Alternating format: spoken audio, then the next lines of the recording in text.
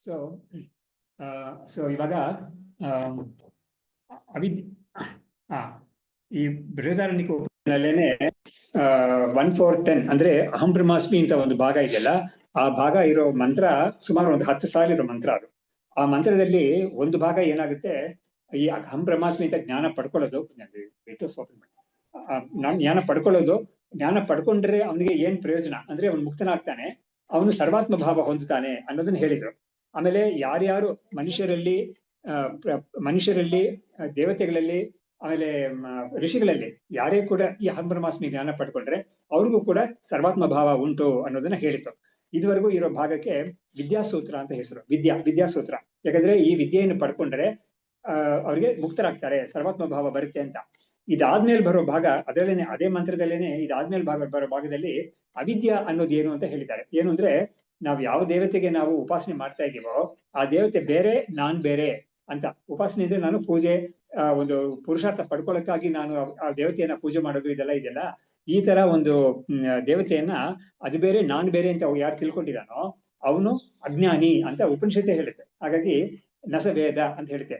ಅನ್ಯಾಂ ದೇವತಾಂ ಉಪಾಸ್ತೆ ಅನ್ಯೋಸೌ ಅನ್ಯೋಹಮಿತಿ ನಸವೇದ ಅಂದ್ರೆ, ಯಾರು ತನ್ನಿಂದ ಬೇರೆಯಾದ ಒಂದು ದೇವತೆಯನ್ನ ಉಪಾಸನೆ ಮಾಡ್ತಾನೋ ಆ ಉಪಾಸನೆ ಮಾಡುವಾಗ ಅವನ ಭಾವ ಹೇಗಿದೆ ಅಂತ ಹೇಳಿದ್ರೆ, ಆ ದೇವತೆ ಬೇರೆ ನಾನ್ ಬೇರೆ ಅಂತ ಒಂದು ಭಾವನೆ ಯಾರು ಇಟ್ಕೊಂಡಿದಾನೋ ಅವನು ನಸವೇದ ಅಂದ್ರೆ ಅವನು ತಿಳಿದಿಲ್ಲ ಅಂತ. ವೇದ ಅಂದ್ರೆ ಕ್ರಿಯಾಪದ. ವೇದ ಅಂದ್ರೆ ನಮ್ಮ ಋಗ್ಯಜ ಸಾಮ ಅಂತ ಆ ವೇದ ಅಲ್ಲ.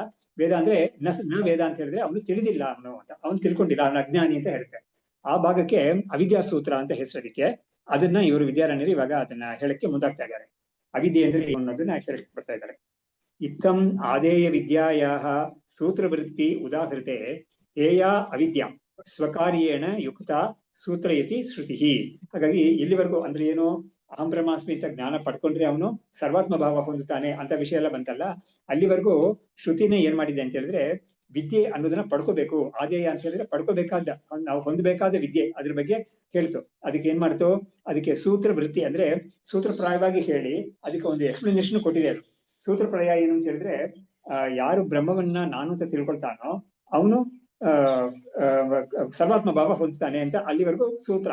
ಅದಕ್ಕೆ ವೃತ್ತಿ ಏನು ಅಂತ ಹೇಳಿದ್ರೆ, ವೃತ್ತಿ ಅಂದ್ರೆ ಎಕ್ಸ್ಪ್ಲನೇಷನ್ ಏನು ಅಂತ ಹೇಳಿದ್ರೆ, ಯಾರ್ಯಾರು ಈ ಜ್ಞಾನವನ್ನು ಪಡ್ಕೊಳ್ತಾರೋ ಅವರು ಕೂಡ ಮುಕ್ತರೇ ಆಗ್ತಾರೆ ಅಂತ ಈ ವಿಷಯ ಎಲ್ಲ ಹೇಳ್ತಾರೆ. ಇದಾದ್ಮೇಲೆ ಏನ್ ಮಾಡುತ್ತೆ ಅಂತ ಹೇಳಿದ್ರೆ, ಅವಿದ್ಯೆ ಏನು ಅಂತ ಹೇಳಿದ್ರೆ, ಆ ದೇವತೆಯನ್ನ ಅವನು ಅದು ಬೇರೆ ನಾನ್ ಬೇರೆ ಅಂತ ಯಾರು ತಿಳಿದು ಆತರ ಉಪಾಸನೆ ಮಾಡ್ತಾನೋ ಅವನು ತಿಳಿದಿಲ್ಲ, ವಾಸ್ತವವಾಗಿ ಅವನ ಅಜ್ಞಾನಿ ಅಂತ ಹೇಳ್ತಾ ಇದೆ. ಅದೇ ಅವಿದ್ಯೆ ಅಂತ. ಹಾಗಾಗಿ ಇಲ್ಲಿ ಹೇಳ್ತಾ ಇದ್ದಾರೆ, ಹೇಯ ಅವಿದ್ಯಾ ಸ್ವಕಾರ್ಯೇಣ ಯುಕ್ತ ಸೂತ್ರಯತಿ ಶ್ರುತಿ. ಹಾಗಾಗಿ ಈ ಒಂದು ಅವಿದ್ಯಾ ತನ್ನ ಕಾರ್ಯ ಸಮೇತ ಇರೋ ಅವಿದ್ಯಾ ಏನು ಅಂದ್ರೆ ನೋಡಿ, ಅವಿದ್ಯಾ ಮತ್ತು ಅವಿದ್ಯಾ ಕಾರ್ಯ ಅಂತ ಎರಡು ಹೇಳ್ತಾ ಇದ್ದಾರೆ. ಏನರ್ಥ ಅಂತ ಹೇಳಿದ್ರೆ, ಅವಿದ್ಯಾ ಅನ್ನೋದು ನಾನು ಯಾರು ಅಂತ ನನ್ನ ಸ್ವರೂಪ ಏನು ಅಂತ ತಿಳಿದಿಲ್ಲೇ ಇರೋದು ಅವಿದ್ಯಾ. ಆದ್ರೆ ಅದರ ಆಗಿದ್ರಿಂದ ಏನ್ ಕಾರಣ, ಏನ್ ಪ್ರಯೋಜನ ಬರುತ್ತೆ, ಏನು ಫಲ ಬರುತ್ತೆ ಅಂತ ಹೇಳಿದ್ರೆ, ನನ್ನನ್ನ ನಾನು ಬೇರೆ ಏನು ಅಂತ ತಿಳ್ಕೊಳ್ತಾ ಇದ್ದೀನಿ. ಇದಕ್ಕೆ ಉದಾಹರಣೆ ಏನು ಅಂತ ಹೇಳಿದ್ರೆ, ಹಗ್ಗದಲ್ಲಿ ಹಾವು ಅಂತ.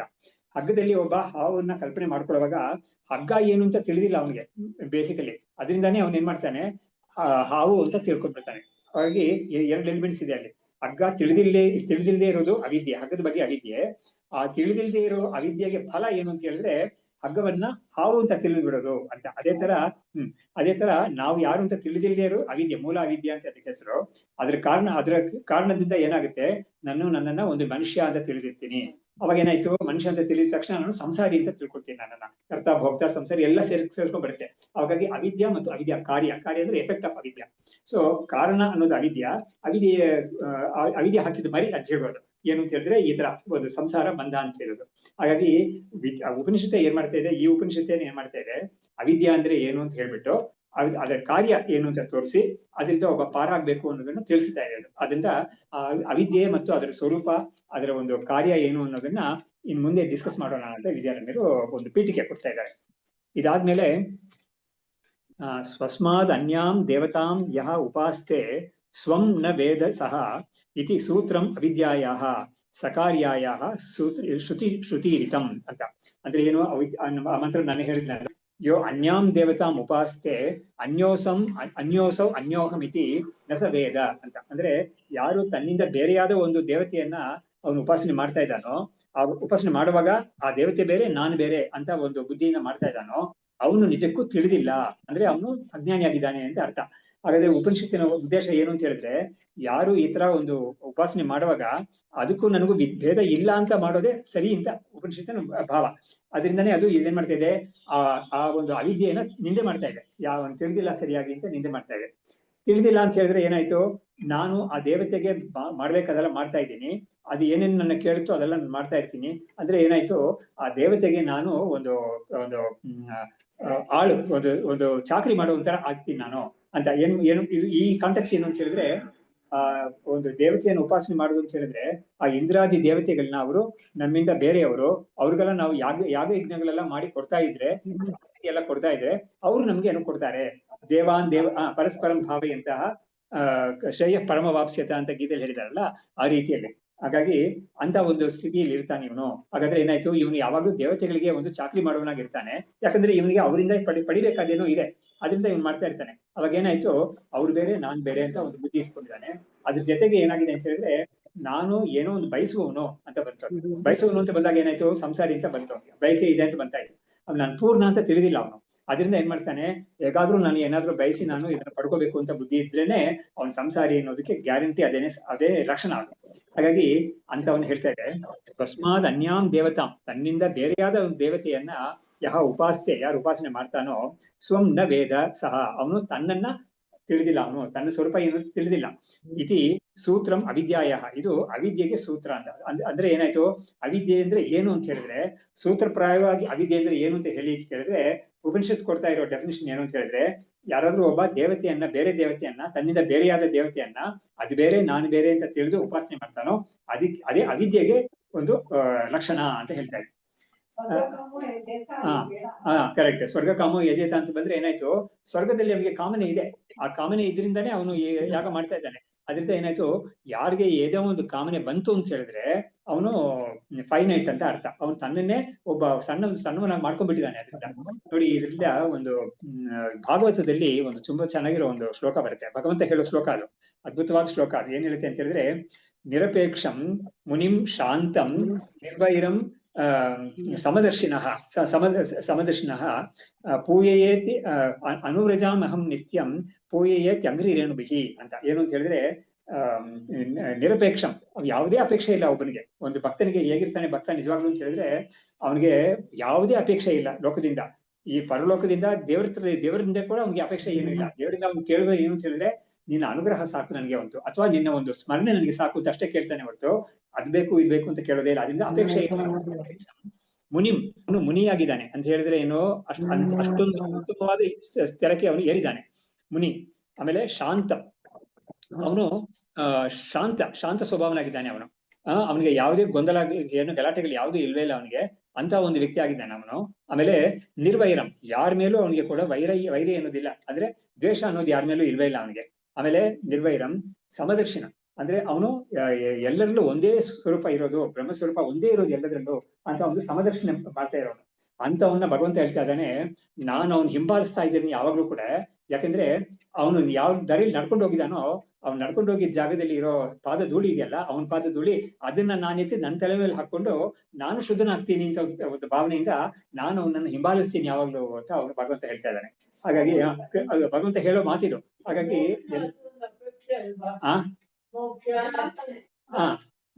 ಮೋಕ್ಷ ಅನ್ನೋದು ಕರೆಕ್ಟ್. ಎಲ್ಲಾ ಅಪೇಕ್ಷೆಗಿಂತ ಮೋಕ್ಷ ಅಂತ ಒಂದು ಅಪೇಕ್ಷೆ ಇದ್ರೆ ಅದ್ರಲ್ಲಿ ತಪ್ಪಿಲ್ಲ. ನೋಡಿ, ಮೋಕ್ಷ ಅನ್ನೋ ಒಂದು ಅಪೇಕ್ಷೆ ಇದ್ರೆ ತಪ್ಪಿಲ್ಲ ಅದ್ರಲ್ಲಿ.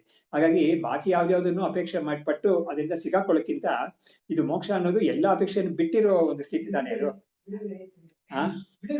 ಬಿಡುಗಡೆ. ಯಾಕಂದ್ರೆ ಬಿಡುಗಡೆ ಆಗೋದು ಅದರಿಂದ ಅದು ಮೋಕ್ಷ ಅಪೇಕ್ಷಿತ.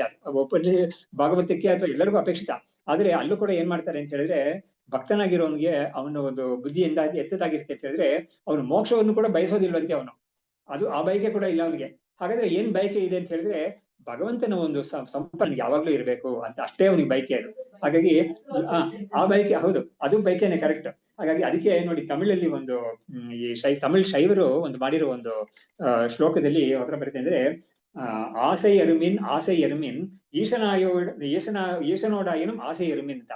ಆಸೆ ಅಂದ್ರೆ ಬಯಕೆ ಅಂತ. ಬಯಕೆ ಬಿಟ್ಬಿಡು ಭಗವಂತನ ವಿಷಯಕ್ಕೆ ನಿನ್ಗೆ ಇರೋ ಬಯಕೆ ಅನ್ಕೊಂಡು ಬಿಟ್ಬಿಡು ಅಂತ ಹೇಳಿದ ಒಂದು ಶ್ಲೋಕ ಬರುತ್ತೆ. ಹಾಗಾಗಿ ಅಲ್ಲಿ ಕೂಡ ಅವಾಗ ಏನಾಯ್ತು ಅಂದ್ರೆ ಭಗವಂತ ಅಲ್ಲಿ ಹೇಳ್ತಿರೋ ತಾತ್ಪರ್ಯ ಏನು ಅಂತ ಹೇಳಿದ್ರೆ, ಇಲ್ಲಿ ಈ ಉಪನಿಷತ್ ಹೇಳ್ತಾ ಇರೋ ವಿಷಯನೇ ಅದು.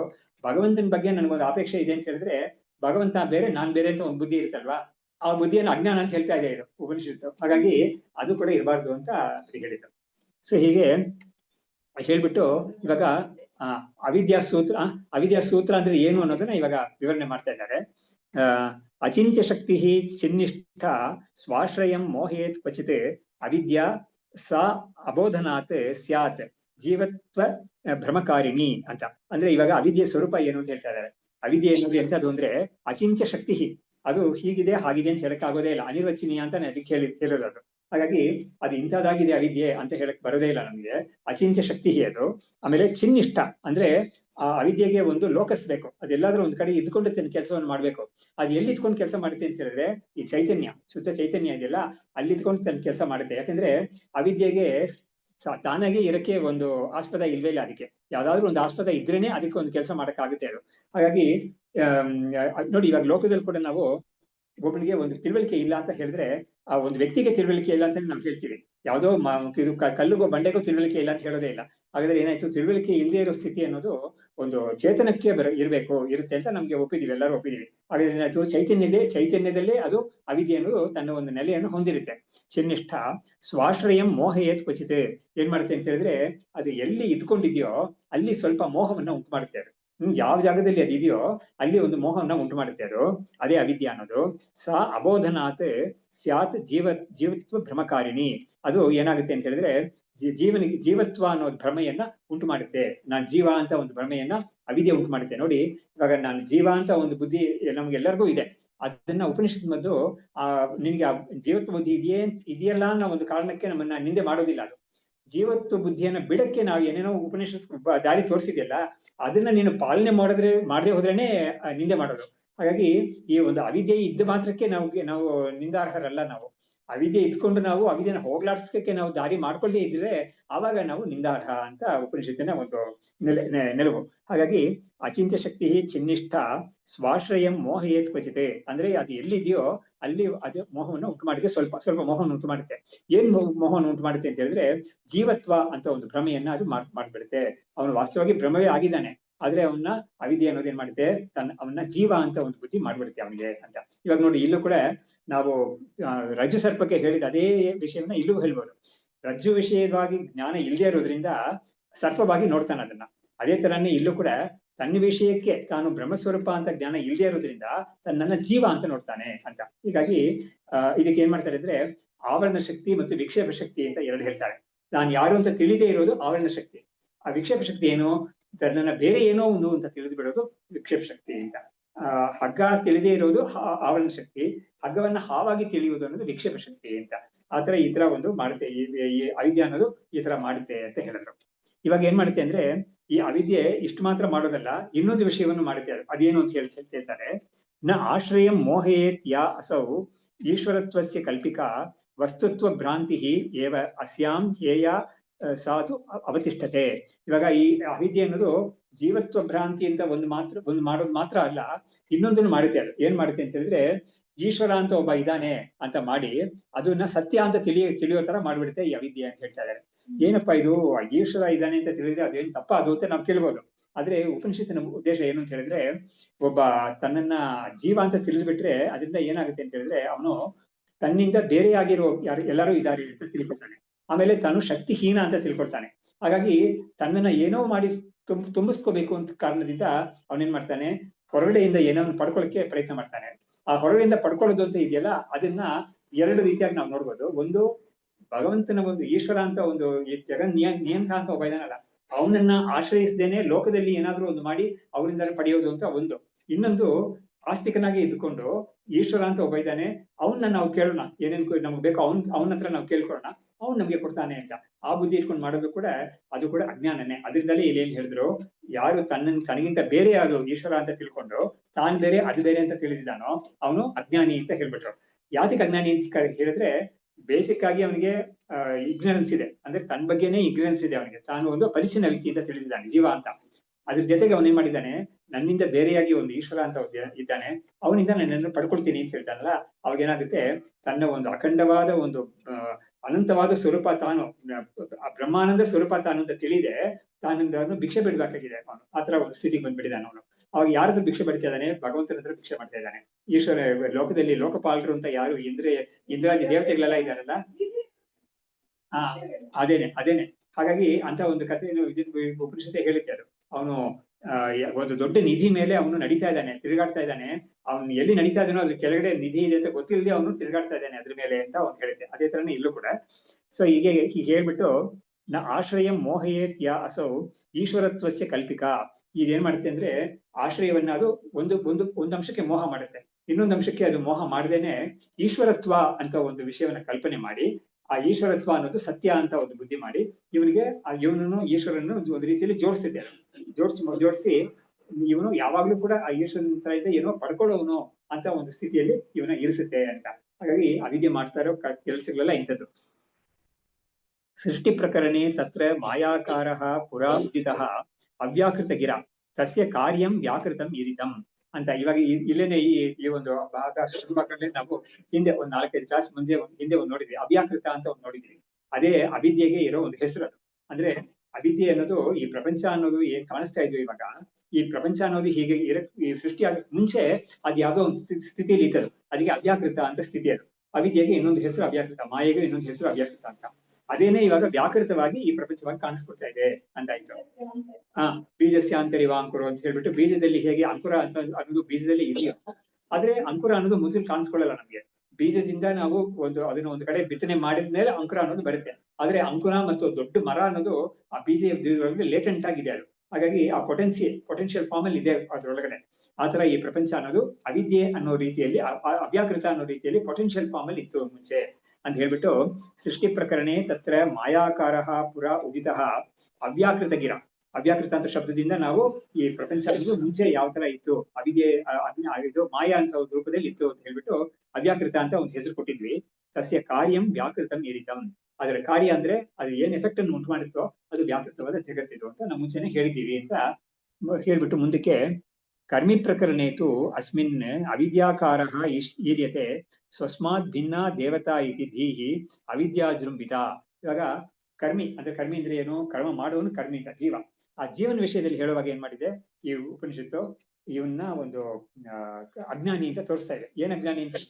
ತನ್ನ ಸ್ವರೂಪ ಗೊತ್ತಿಲ್ಲ, ಆಮೇಲೆ ಅವನು ಈ ದೇವತೆ ಅನ್ನೋದು ಬೇರೆ ಅಂತ ತಿಳಿದಿದ್ದಾನೆ. ತಿಳಿದು ಅದು ಬೇರೆ ನಾನು ಬೇರೆ ಅಂತ ಒಂದು ಬುದ್ಧಿ ಇಟ್ಕೊಂಡು ಅವನು ಕೆಲಸಗಳೆಲ್ಲ ಮಾಡ್ತಾ ಇದ್ದಾನೆ. ಏನ್ ಕೆಲಸ? ಯಾಗ ಯಜ್ಞಾದಿಗಳೆಲ್ಲ ಮಾಡ್ತಾ ಇದ್ದಾನೆ ಅವನು ಅಂತ ಅದನ್ನ ಸೂಚಿಸುತ್ತೆ. ಅದು ಎಂತದ್ದು ಅಂತ ಮುಂದಕ್ಕೆ ಹೇಳ್ತಾರೆ ಅವ್ರು, ಎಂತೆಂತ ವಿಷಯಗಳೆಲ್ಲ ಮಾಡ್ತಾನೆ ಅಂತ.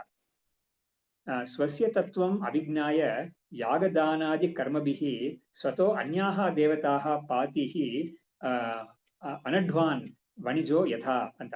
ನೋಡಿ, ಇವರು ಒಂದು ಉದಾಹರಣೆ, ತುಂಬಾ ಚೆನ್ನಾಗಿ ಒಂದು ಉದಾಹರಣೆ ಕೊಡ್ತಾ ಇದ್ದಾರೆ. ಸ್ವಸ್ಯ ತತ್ವಂ ಅವಿಜ್ಞಾಯ, ತನ್ನ ತತ್ವ ಏನು ಅಂತ ತಿಳ್ಕೊಳ್ದೆ ಅವನು, ತನ್ನ ವಿಷಯ ತಾನು ಯಾರು ಅಂತ ನಿಜವಾಗ್ಲೂ ತಿಳ್ಕೊಳ್ದೆ ಅವಿಜ್ಞಾಯ ಯಾಗದಾನಾದಿ ಕರ್ಮಭಿಹಿ, ಯಾಗ ದಾನ ಆದಿಪತ್ಯದಿಂದ ಬೇರೆ ಬೇರೆ ಕರ್ಮಗಳೆಲ್ಲ ಇದೆ, ಅವರಿಗೆ ಹೇಳ್ತಾರೆ ಏನೇನು ಅಂತ. ಅಂತ ಕರ್ಮಗಳಿಂದ ಅವನೇನ್ ಮಾಡ್ತಾ ಇದ್ದಾನೆ, ತನ್ನಿಂದ ಬೇರೆಯಾಗಿರೋ ಆ ದೇವತೆಗಳನ್ನ ಇವನು ಪ್ರೀತಿ ಮಾಡ್ತಾ ಇದ್ದಾನೆ, ಅವ್ರಿಗಾಗಿ ಇದೆಲ್ಲ ಕೊಡ್ತಾ ಇದ್ದಾನೆ ಅವನು. ಅದಕ್ಕೆ ಒಂದು ಉದಾಹರಣೆ ಏನು ಅಂತ ಹೇಳಿದ್ರೆ, ಒಂದು ಎತ್ತು ಹೇಗೆ ಒಂದು ಕೃಷಿ ಮಾಡ್ತಾನಲ್ಲ, ವಣಿಜ ಅಂತ ಹೇಳಿದ್ರೆ ವ್ಯಾಪಾರಿಗೆ ಕೃಷಿಕ. ಅವನಿಗೆ ಎತ್ತು ಹೇಗಿದೆ ಅಂತ ಹೇಳಿದ್ರೆ, ಅದು ಒಂದ್ ಕಡೆ ಅದಕ್ಕೆ ತಿನ್ಸೆಲ್ಲ ಕೊಟ್ಟು ಇಟ್ಟಿರ್ತಾನೆ. ಅದ್ರ ಕೆಲಸ ಏನು ಅಂತ ಹೇಳಿದ್ರೆ, ಅವ್ನು ಯಾವ್ಯಾವ ಗಾಡಿಗೆ ಅದನ್ನ ಕಟ್ತಾನೋ ಅವಾಗ ಅದು ಆ ಗಾಡಿಯನ್ನು ಎಳ್ಕೊಂಡು ಹೋಗ್ಬೇಕಾಗುತ್ತೆ. ಅದು ಗಾಡಿಯಲ್ಲಿ ಎಷ್ಟು ಸಾಮಾನು ಹಾಕಿದ್ರು ಅದು ಎಳ್ಕೊಂಡು ಹೋಗ್ಬೇಕಾಗುತ್ತೆ. ಅಥವಾ ಅವನು ಭೂಮಿನಲ್ಲಿ ಕೆಲಸ ಮಾಡಕ್ಕೂ ಎತ್ತನ್ನ ಉಪಯೋಗಿಸ್ತಾನೆ ಅವನು. ಹಾಗಾಗಿ ಎತ್ತು ಹೇಗೆ ಒಂದು ಯಜಮಾನನಿಗೆ ಅಧೀನವಾಗಿದೆಯೋ ಅವನು ಆತರ ಇವನು ಕೂಡ ಏನ್ ಮಾಡ್ತಾನೆ, ಆ ದೇವತೆಗಳಿಗೆ ಅಧೀನನಾಗಿದ್ಕೊಂಡು ಅವರಿಗೆ ಚಾಕ್ರಿ ಮಾಡ್ತಾ ಇರ್ತಾನೆ ಅನ್ನೋದನ್ನ ಹೇಳಿದ್ರು. ಅಪಿ ಭೂರಿ ಪಶೋಃ ಪುಂಸಃ ಏಕಸ್ಮಿನ್ನಪಿ ತಸ್ಕರೈಃ ಕ್ರಿಯಮಾಣೆ ಪಶೌ ದುಃಖಂ ಕಿಮು ಸರ್ವಾಪಹಾರತಃ. ಇವಾಗ ಈ ಇವನು ತನ್ನ ಸ್ವರೂಪವನ್ನು ತಿಳಿದೇ ಈ ಯಾಗದಾನಗಳೆಲ್ಲ ಮಾಡ್ತಾ ಇದ್ದಾನೆ ಅಂತ ಇವ್ರು ಹೇಳಿದ್ರಲ್ಲ, ಇದು ಹೇಳಿದ್ದು ನಮ್ಗೆ ಏನ್ ನೆನಪಾಗುತ್ತೆ ಅಂತ ಹೇಳಿದ್ರೆ, ಭಗವದ್ಗೀತೆಯಲ್ಲಿ 5ನೇ ಅಧ್ಯಾಯದಲ್ಲಿ ಒಂದು ಶ್ಲೋಕ, ಅದಕ್ಕೆ ಶಂಕರಾಚಾರ್ಯರು ಹೇಳಿರೋ ಒಂದು ಭಾಷ್ಯ, ಅದಕ್ಕೆ ಅದನ್ನ ಇಲ್ಲಿ ನೆನಪು ಮಾಡ್ಕೋಬಹುದು. ಅಲ್ಲಿ ಏನ್ ಹೇಳ್ತಾರೆ ಅಂದ್ರೆ, ನಾದತ್ತೆ ಕಸ್ಯಚಿತ್ ಪಾಪಂ ನ ಚೈವ ಸುಕೃತಂ ವಿಭುಃ ಅಜ್ಞಾನೇನ ಆವೃತಂ ಜ್ಞಾನಂ ತೇನ ಮುಹ್ಯಂತಿ ಜಂತವಃ ಅಂತ ಬರ್ತಾರೆ. ಅವಾಗ ಈ ಬ್ರಹ್ಮ ಅಂತ ಆತ್ಮ ಅಂತ ಈಶ್ವರ ಅಂತ ಇದ್ದಾನಲ್ಲ, ಅವನು ಯಾರಿಂದಾನೂ ಪಾಪವನ್ನು ತಗೊಳ್ಳೋದಿಲ್ಲ, ಯಾರಿಂದಾನೂ ಪುಣ್ಯವನ್ನು ತಗೊಳ್ಳೋದಿಲ್ಲ. ಅಂದ್ರೆ ಏನಾಯ್ತು, ಯಾರು ಪಾಪ ಕರ್ಮಗಳು ಮಾಡಿದ್ರು ಕೂಡ ಅವನೇನು ಅದನ್ನ ಸ್ವೀಕಾರ ಮಾಡೋದಿಲ್ಲ, ಯಾರೇ ಪುಣ್ಯ ಕರ್ಮಗಳು ಮಾಡಿದ್ರು ಕೂಡ ಅವನೇನು ಅದನ್ನ ಸ್ವೀಕಾರ ಮಾಡೋದಿಲ್ಲ. ಹಾಗಾದ್ರೆ ಏಕೆ ಜನಗಳೆಲ್ಲ ಈ ತರ ಒಂದು ಇದರಲ್ಲಿ ಯಾಗ ಯಜ್ಞಾದಿಗಳೆಲ್ಲ ತೊಡಗಿದ್ದಾರೆ ಅಂತ ಕೇಳಿದ್ರೆ, ಶಂಕರಾಚಾರ್ಯ ಅದಕ್ಕೆ ಬರೀತಾರೆ, ಅಜ್ಞಾನದಿಂದ ಮಾಡ್ತಾ ಇದ್ದಾರೆ ಇದನ್ನ ಅಂತ ಹೇಳ್ತಾರೆ. ಇದು ನಮಗೆ ಕೇಳಿದ ತಕ್ಷಣ ಏನಪ್ಪಾ ಇದು ಯಾಗ ಯಜ್ಞಗಳೆಲ್ಲ ಒಳ್ಳೆ ತಾನೇ, ಅದು ಶ್ರುತಿಯಲ್ಲಿ ಹೇಳಿರೋ ತಾನೇ, ಅದು ಒಬ್ಬನಿಗೆ ಎಷ್ಟು ಒಳ್ಳೇದ್ ಮಾಡುತ್ತೆ ಅದು, ಅದನ್ನ ಹೋಗಿ ಅಜ್ಞಾನ ಅಂತ ಹೇಳ್ತಾರೆ ಅಂತ ಹೇಳಿದ್ರೆ ಇದೇ ಕಾರಣ. ಇವಾಗ ನಾವು ಲಿಂಕ್ ಮಾಡ್ಕೋಬಹುದು. ಇವಾಗ ಇಲ್ಲಿ ಹೇಳ್ತಾ ಇದಾರಲ್ಲ, ನನ್ನಿಂದ ಬೇರೆ ಒಬ್ಬ ದೇವತಾ ಅಂತ ಇದೆ, ಅದಕ್ಕೆ ನಾನು ಇದೆಲ್ಲ ಮಾಡಿದ್ರೆ ನನಗೆ ಅದು ಏನೋ ಕೊಡುತ್ತೆ, ಅವಾಗ ನನಗೆ ಅದೇನೋ ಕೊಡುತ್ತೆ ಅನ್ನೋ ಕಾರಣದಿಂದಲೇ ಅನ್ನೋದ್ರಿಂದ ಏನ್ ಗೊತ್ತಾಗುತ್ತೆ, ನಾನು ನನ್ನ ಸ್ವರೂಪವನ್ನು ತಿಳಿದಿಲ್ಲ, ನಾನು ನನ್ನ ಅಖಂಡ ಪೂರ್ಣ ಬ್ರಹ್ಮ ಅಂತ ನಾನು ತಿಳಿದಿಲ್ಲ. ಅದರಿಂದ ಏನಾಗುತ್ತೆ, ನನ್ನನ್ನ ಪರಿಚ್ಛಿನ್ನ ನಾನು ವ್ಯಕ್ತಿ, ನಾನು ಏನೋ ಬೇಡ್ಕೋಬೇಕು ಬಾಕಿಯವರಿಂದ, ಅವರಿಂದ ಚಿಕ್ಕದ್ರೇನೆ ನಾನು ಉಳಿತೀನಿ ಅಂತ ಒಂದು ಬುದ್ಧಿ ಇದೆಯಲ್ಲ, ಅದು ಅತ್ಯಂತ ಹೀನವಾದ ಒಂದು, ಇದಕ್ಕೆ ಒಂದು ಶಬ್ದ ಉಪನಿಷತ್ ಇದು ಶಾಸ್ತ್ರ ಕೊಡೋದು ಕೃಪಣಃ ಅಂತ ಕೊಡುತ್ತೆ. ಕೃಪಣ ಅಂತ ಹೇಳಿದ್ರೆ ಕೃಪಣ ಜಿಪ್ಣ ಅಲ್ಲ, ಕೃಪಣಃ ಅಂತ ಅಂದ್ರೆ ಕಾರ್ಪಣ್ಯ ಬುದ್ಧಿ ಅವನಿಗಿದೆ ಅಂತ. ಅಂದ್ರೆ I M is A wretched individual ಅಂತ. ಅವನಿಗೆ ತನ್ನ ಸ್ವರೂಪ ಏನು ಅಂತ ತಿಳಿದೆ ಈ ತರ ಒಂದು ಕೀಳಾದ ಒಂದು ಸ್ಥಿತಿಗೆ ಅವನು ಬಂದ್ಬಿಟ್ಟಿದಾನಲ್ಲ, ಅದು ಅಜ್ಞಾನ ತಾನೇ ಅದು. ಹಾಗಾಗಿ ಶಂಕರಾಚಾರ್ಯರು ಅಲ್ಲಿ ಹೇಳ್ತಾರೆ, ಅಜ್ಞಾನದಿಂದಲೇ ಕೆಲವರು ಜನರು ಆ ಯಾಗ ಮಾಡ್ತೀನಿ, ಈ ಪೂಜೆ ಮಾಡ್ತೀನಿ ಅಂತ ಹೋಗ್ತಾ ಇದ್ದಾರೆ. ಆತರ ವಾಸ್ತವವಾಗಿ ಅದೆಲ್ಲ ಮಾಡ್ಬೇಕಾದ ಅವಶ್ಯಕತೆನೇ ಇಲ್ಲ. ಬಟ್ ಯಾರಿಗೆ ಮಾಡ್ಬೇಕು ಅಂತ ಹೇಳಿದ್ರೆ, ಯಾರು ತಾನು ಇದರಿಂದ ಹೊರಗಡೆ ಬರ್ಬೇಕು ಅಂತ ಒಂದು ಬುದ್ಧಿ ಇಟ್ಕೊಂಡಿದ್ದಾನೋ ಈ ಒಂದು ಬಂಧದಿಂದ, ಅವನಿಗೆ ಚಿತ್ರಶುದ್ಧಿಗಾಗಿ ಅವನು ಭಗವಂತನ ಒಂದು ಅನುಗ್ರಹ ಪಡ್ಕೊಡಕ್ಕಾಗಿ ಇದೆಲ್ಲ ಬೇಕು. ಸೊ ಇದೆಲ್ಲ ತುಂಬಾ ಚೆನ್ನಾಗಿ ನೀಟಾಗಿ ವ್ಯವಸ್ಥೆ ಮಾಡಿದ್ದಾರೆ ಶಾಸ್ತ್ರದಲ್ಲಿ. ಹಾಗಾಗಿ ಅದಕ್ಕೇನೆ ನಮ್ಮ ಇವರು ಜ್ಯೇಷ್ಠ ಮಹಾಸಂತ ನಮ್ಮೆಲ್ಲ ಹೇಳೋರು, ಭಗವಂತನನ್ನ ಏನು ಬೇಡ್ಕೋಬೇಕಾದ ಏನು ಇಲ್ವೇ ಇಲ್ಲ. ಆಕ್ಚುಲಿ ಬೇಡ್ಕೋಬೇಕು ಅಂತ ಏನು ಇಲ್ವೇ ಇಲ್ಲ ವಾಸ್ತವವಾಗಿ. ಸುಮ್ನೆ ನಿನ್ನ ಭಗವಂತನ ಒಂದು ಸ್ಮರಣೆ ಇದ್ರೆ ಸಾಕು ಅಂತ, ಅದು ಕೂಡ ನಾವು ಯಾಚಿಕೆ ಅಂತ ಕೇಳ್ಬೋದು. ಯಾಕಂದ್ರೆ ಇವನಿಗೆ ಅದು ಆ ಸ್ಮರಣೆ ಕೂಡ ಇಲ್ಲಿ ಹೋದ್ರೆ ಇವನಿಗೆ ತನ್ನ ಮೇಲೆ ಒಂದು ಸೆಲ್ಫಿಶ್ ಬುದ್ಧಿ ಮಾತ್ರ ಇರ್ತಾ ಇರುತ್ತೆ ಅದು. ಹಾಗಾಗಿ ಬೇಡ್ಕೋಬೇಕಾ ಅನ್ನೋದು ಏನು ಇಲ್ವೇ ಇಲ್ಲ ವಾಸ್ತವವಾಗಿ. ಹಾಗಾಗಿ ನಿನ್ನ ವಿಧಿ ಪ್ರಕಾರ, ನಿನ್ನ ಒಂದು ಪ್ರಾರಬ್ಧದ ಪ್ರಕಾರ ಏನೇ ನಿನ್ಗೆ ಆ ಸಮಯಕ್ಕೆ ಬರುತ್ತೋ ಅದೆಲ್ಲ ಸಿಗುತ್ತೆ ನಿನ್ಗೆ. ನೀನ್ ಬೇಡಿಕೆ ತಗೋಬೇಕು ಅಂತ ಏನಿಲ್ಲ. ಅದು ಆಲ್ರೆಡಿ ನಿನ್ ಕರ್ಮ ಏನ್ ಮಾಡಿದ್ಯೋ ಅದ್ರ ಪ್ರಕಾರ ನಿನ್ಗೆ ಯಾರು ಕೇಳ್ಕೊಳ್ತೇನೆ ಅದು ಬರ್ತಾ ಇರುತ್ತೆ ನಿನ್ಗೆ. ಅದು ಒಳ್ಳೇದಾಗ್ಲಿ ಕೆಟ್ಟದಾಗ್ಲಿ ಬರ್ತಾ ಇರುತ್ತೆ. ಅದು ಭಗವಂತ ಒಂದು ಇಂಟರ್ವ್ಯೂನ್ ಆಗ್ತಾ ಇದ್ದೇನೆ ಅಂತ ಹೇಳೋದು ಸುಮ್ಮನೆ ಒಂದು ನೆಪಕ್ ಮಾತ್ರ ಅದು. ಹಾಗಾಗಿ ಯಾಕಂದ್ರೆ ಈ ಒಂದು ಸಿಸ್ಟಮ್ ಇದೆಯಲ್ಲ, ಇದನ್ನ ಒಂದು ವ್ಯವಸ್ಥೆ ಮಾಡಕ್ಕಾಗಿ, ಕರ್ಮ ಅನ್ನೋದು ತಾನಾಗೆ ಜಡ ಅದು, ಹಾಗಾಗಿ ತಾನೇ ಫಲ ಕೊಡಕ್ಕೆ ಅದಕ್ಕೆ ಸಾಮರ್ಥ್ಯ ಇರೋದಿಲ್ಲ ಅನ್ನೋ ಕಾರಣಕ್ಕಾಗಿ ಏನ್ ಮಾಡಿದ್ದಾರೆ ವೇದಾಂತಿಗಳು ಈಶ್ವರ ಅಂತ ಒಂದನ್ನು ಒಪ್ಪಿದ್ದಾರೆ ಅಷ್ಟೇ. ಹಾಗಾಗಿ ಆ ಶಂಕರಾಚಾರ್ಯರು ಅಲ್ಲಿ ಸ್ವಲ್ಪ ಕಠೋರವಾಗಿ ಅಲ್ಲಿ ಹೇಳಿರ್ತಾರೆ ಅಲ್ಲಿ ವ್ಯಾಖ್ಯಾನ. ಅದು ನನಗೆ ಇದನ್ನ ನೋಡಿದಾಗ ನನಗೆ ಅದು ನೆನಪಾಯ್ತು. ಯಾಕಂದ್ರೆ ಇವ್ರು ಹೇಳ್ತಾ ಇರೋದು ಇದೇನೆ, ಸ್ವಸ್ಯ ತತ್ವಂ ಅಭಿಜ್ಞಾಯ ಯಾಗ ದಾನಾದಿ ಕರ್ಮಭಿಃ ಸ್ವತೋ ಅನ್ಯಾಹ ದೇವತಾಃ ಪಾತಿ ಹಿ ಅನಡ್ವಾನ್ ವಣಿಜೋ ಯಥಾ. ಅನಡ್ವಾನ್ ಅಂದ್ರೆ ಇದು ಎತ್ತು ಅನ್ನೋದು ಹೇಗೆ ಅದು ಯಜಮಾನನಿಗೆ ಚಾಕ್ರಿ ಮಾಡ್ಕೊಂಡಿರುತ್ತೋ ಆತರ ಇವನು ಕೂಡ ದೇವತೆಗಳಿಗೆ ಚಾಕ್ರಿ ಮಾಡ್ಕೊಂಡಿರ್ತಾನೆ ಇವನು. ಕರೆಕ್ಟ್. ಇವಾಗ ಮುಂದಕ್ಕೆ ಅಪಿ ಭೂರಿ ಪಶೋಹೋ ಪುಂಸಃ ಏಕಸ್ಮಿನ್ನಪಿ ತಸ್ಕರೈಃ ಕ್ರಿಯಮಾಣೆ ಪಶೌ ದುಃಖಂ ಕಿಮು ಸರ್ವಾಪಹಾರತಃ. ಇವಾಗ ಇದಕ್ಕೊಂದು ಉದಾಹರಣೆ ಕೊಡ್ತಾ ಇದ್ದಾರೆ, ಉಪನಿಷತ್ ಕೊಡೋ ಉದಾಹರಣೆ ಇದು. ಒಬ್ಬನಿಗೆ ಬೇಕಾದಷ್ಟು ಹಸುಗಳು ಇತ್ತು, ಧನ ಸಂಪತ್ತು ಅವನಿಗೆ ತುಂಬಾ ಇದೆ. ಧನ ಸಂಪತ್ತಲ್ಲ, ಧನ ಸಂಪತ್ತು ತುಂಬಾ ಇದೆ ಅಂತ ಇಟ್ಕೊಳ್ಳೋಣ. ಅವನಿಗೆ ಯಾವ್ದಾದ್ರು ಒಂದು ಎತ್ತನ್ನ, ಒಂದು ತೋಳನೋ ಅಥವಾ ಹುಲಿನೋ ಎಳ್ಕೊಂಡು ಹೋಗ್ಬಿಟ್ರೆ ಎಷ್ಟು ದುಃಖ ಆಗುತ್ತೆ ಅವನಿಗೆ. ಅಯ್ಯೋ ನಂದು ಒಂದು ಹೋಯ್ತಲ್ಲ ಅಂತ ಒಂದು ದುಃಖ ಬರುತ್ತೆ. ಅದು ಈಗಿನ ಕಾಲಕ್ಕೆ ನಾವ್ ಏನ್ ಮಾಡ್ಕೋಬಹುದು, ಬೇಕಾದಷ್ಟು ಇನ್ವೆಸ್ಟ್ಮೆಂಟ್ಸ್ ತುಂಬಾ ಕಡೆ ಇದೆ. ಒಂದ್ ಕಡೆ ಏನಾದ್ರು ಹೊಟ್ಟೋಯ್ತು ಅಂತ ಹೇಳಿದ್ರೆ ತುಂಬಾ ದುಃಖ ಆಗುತ್ತೆ. ಅಯ್ಯೋ ಎಷ್ಟು ಇವರಿಗೆ ಕೋಟಿ ರೂಪಾಯಿ ಇರುತ್ತೆ, 1 ಲಕ್ಷನೋ 2 ಲಕ್ಷನೋ ಹೋಗಿರುತ್ತೆ ಒಂದ್ ಕಡೆ, ಇದನ್ನು ಕೂಡ ಸ್ವಲ್ಪ ತುಂಬಾ ವ್ಯಥೆ ಆಗುತ್ತೆ ಅದು ಮನಸ್ಸಿಗೆ. ಆತರ ಇಲ್ಲೂ ಕೂಡ ಅವ್ನಿಗೆ ಆಗುತ್ತೆ ಅಂತ ಕೊಟ್ಬಿಟ್ಟು ಹೇಳ್ತಾ ಇದೆ, ಹ್ರಿಯಮಾಣೆ ಪಶು ದುಃಖಂ ಕಿಮು ಸರ್ವಾಪಹಾರತಃ. ಹಾಗಿರುವಾಗ ಎಲ್ಲವನ್ನೂ ತಗೊಂಡೋಗ್ಬಿಟ್ರೆ ಎಷ್ಟು ಬೇಜಾರಾಗುತ್ತೆ. ಒಂದು ಹಸು ಹೋದ್ರೇನೆ ಒಬ್ಬನಿಗೆ ಬೇಜಾರಾಗುತ್ತೆ ಅವನಿಗೆ, ಎಲ್ಲೋ ಹೊಟ್ಟೋದ್ರೆ ಎಷ್ಟು ಬೇಜಾರಾಗುತ್ತೆ. ಯಾವ್ದಕ್ಕೆ ಹೇಳ್ತಾರೆ ಅಂದ್ರೆ, ದೇವತೆಗಳಿಗೆ ಒಂದು ವ್ಯಕ್ತಿ ಅನ್ನೋನು ಅವ್ರಿಗೆ ಸರ್ವಾಂತ ಒಂದು ಲೆಕ್ಕವಂತೆ ಅವ್ರಿಗೆ. ತುಂಬಾ ಜನ ಕೊಡೋದನ್ನ ನಾವು ತಗೊಳ್ತಾ ಇದ್ದೀವಿ ಅನ್ನಲ್ಲ, ಒಬ್ಬ ಕೊಡೋದೇ ಇವರಿಗೆ ಬೇಕಾದಷ್ಟು ಆಗುತ್ತೆ ಅದು. ಹಾಗಾಗಿ ಒಬ್ಬ ಯಾರಾದ್ರೂ ಈ ಯಾಗ ಯಜ್ಞಾದಿಗಳನ್ನ ನಿಲ್ಲಿಸ್ಬಿಟ್ಟು ಅವನು ಬ್ರಹ್ಮವಿದ್ಯೆಗೆ ಹೊರಟೋಗ್ತಾನೆ ಅಂತ ಹೇಳಿದ್ರೆ ದೇವತೆಗಳಿಗೆ ಎಷ್ಟಾಗೋದಿಲ್ವಂತೆ ಅವ್ರು. ಯಾಕಂದ್ರೆ ನನಗೆ ಇಲ್ಲ ಅಂತ ಮಾಡ್ಬಿಟ್ಟು ಹೋಗ್ತಾ ಇದ್ದಾನಲ್ಲ, ನನಗೆ ಇಲ್ಲ ಅಂತ ಮಾಡ್ಬಿಟ್ಟು ಹೋಗ್ತಾ ಇದ್ದಾನಲ್ಲ ಇವನಿಗೆ ಅದನ್ನ ಪಡಿಬಾರ್ದು ಅಂತ ನಾನು ಏನಾದ್ರು ಅವ್ರಿಗೆ ಮಾಡ್ತೀನಿ ನಾನು ಅಂತ ಸೇಡ್ ತೀರಿಸ್ಕೊಳ್ತೀನಿ ಅಂತ ಅವ್ನು ಇವ್ರಿಗೆ ತೊಂದರೆ ಕೊಡ್ತಾನಂತೆ. ಹಾಗಾಗಿ ಇವ್ರ ಸಾಧನೆಗೆ ಅವರು ಏನಾದ್ರು ತೊಂದರೆ ಕೊಡ್ತಾರೆ ಅವರು. ಅದನ್ನೆಲ್ಲ ಇಲ್ಲಿ ಹೇಳ್ತಾ ಇದ್ದಾರೆ. ಅಪಿ ಭೂರಿ ಪಶೋಹೋ ಪುಂಸಃ ಏಕಸ್ಮಿನ್ ಅಪಿ ತಸ್ಕರೈಹಿ. ಅಂದ್ರೆ ಇಲ್ಲಿ ತೋಳಾಗಿಲ್ಲ ಅಂತ ಹೇಳಿಲ್ಲ, ಯಾರೋ ಕಳ್ಳರು ಒಂದನ್ನ ಕತ್ಕೊಂಡು ಹೋಗ್ಬಿಟ್ರು. ಯಾಕಂದ್ರೆ ಇಲ್ಲಿ ಇವಾಗ ಕೂಡ ಇದೆಯಲ್ಲ, ಇದು ಕ್ಯಾಟಲ್ ಥೀವ್ಸ್ ಅಂತ ಇದಾರಲ್ಲ, ಅವ್ರು ಕತ್ಕೊಂಡು ಹೋಗ್ಬಿಡ್ತಾರೆ. ಆಮೇಲೆ ಅದನ್ನ ಮಾರ್ಕೊಡ್ತಾರೆ ಅಥವಾ ಎಲ್ಲಾದ್ರೂ ಇದು ಮಾಡ್ತಾರೆ, ಕಸ ಕೊಡ್ತಾರೆ, ಈ ತರ ಮಾಡ್ತಾರೆ. ಸೊ ಹೀಗಾಗಿ ಹಿರಿಯಮಾಣೆ ಪಶೌ ದುಃಖಂ ಕಿಮು ಸರ್ವಾಪಹಾರತಃ ಸರ್ವಸ್ವತುಲ್ಯೇ ನೃಪಶೌ ಬ್ರಹ್ಮ ಬ್ರಹ್ಮದಿ ಪರಿಸ ಪರಿಸ ಪರಿಸು ಪರಿಶೋಷಿಣ ಪರಿಮೋಷಿಣ ಹಿರಿಯಮಾಣೆ ಮಹತ್ ದುಃಖಂ ಸರ್ವೇಷಾಂ ಚ ಯೋಗಸಾಂ. ಹೀಗಾಗಿ ಒಂದು ಮನುಷ್ಯ ಯಾರಾದ್ರೂ ಬ್ರಹ್ಮವಿದ್ಯೆ ಕಡೆ ಹೋಗಿ ಅವನು ಬ್ರಹ್ಮವಿದ್ಯಾ ಅನ್ನೋದು ಅವನ ಬುದ್ಧಿಯನ್ನ ಬ್ರಹ್ಮವಿದ್ಯೆ ಕೆಡಿಸುತ್ತೆ ಅಂತ ಹೇಳ್ತಾರೆ. ಅವನಿಗೆ ಬ್ರಹ್ಮವಿದ್ಯೆ ಅನ್ನೋದು ಅವನ ಬುದ್ಧಿ ಕೆಡಿಸಿ ಅವನು ದೇವತೆಗಳಿಗೆ ಯಾಗ ಮಾಡದೆ ಮಾಡ್ಬಿಡುತ್ತೆ ಇದು ಬ್ರಹ್ಮವಿದ್ಯೆ.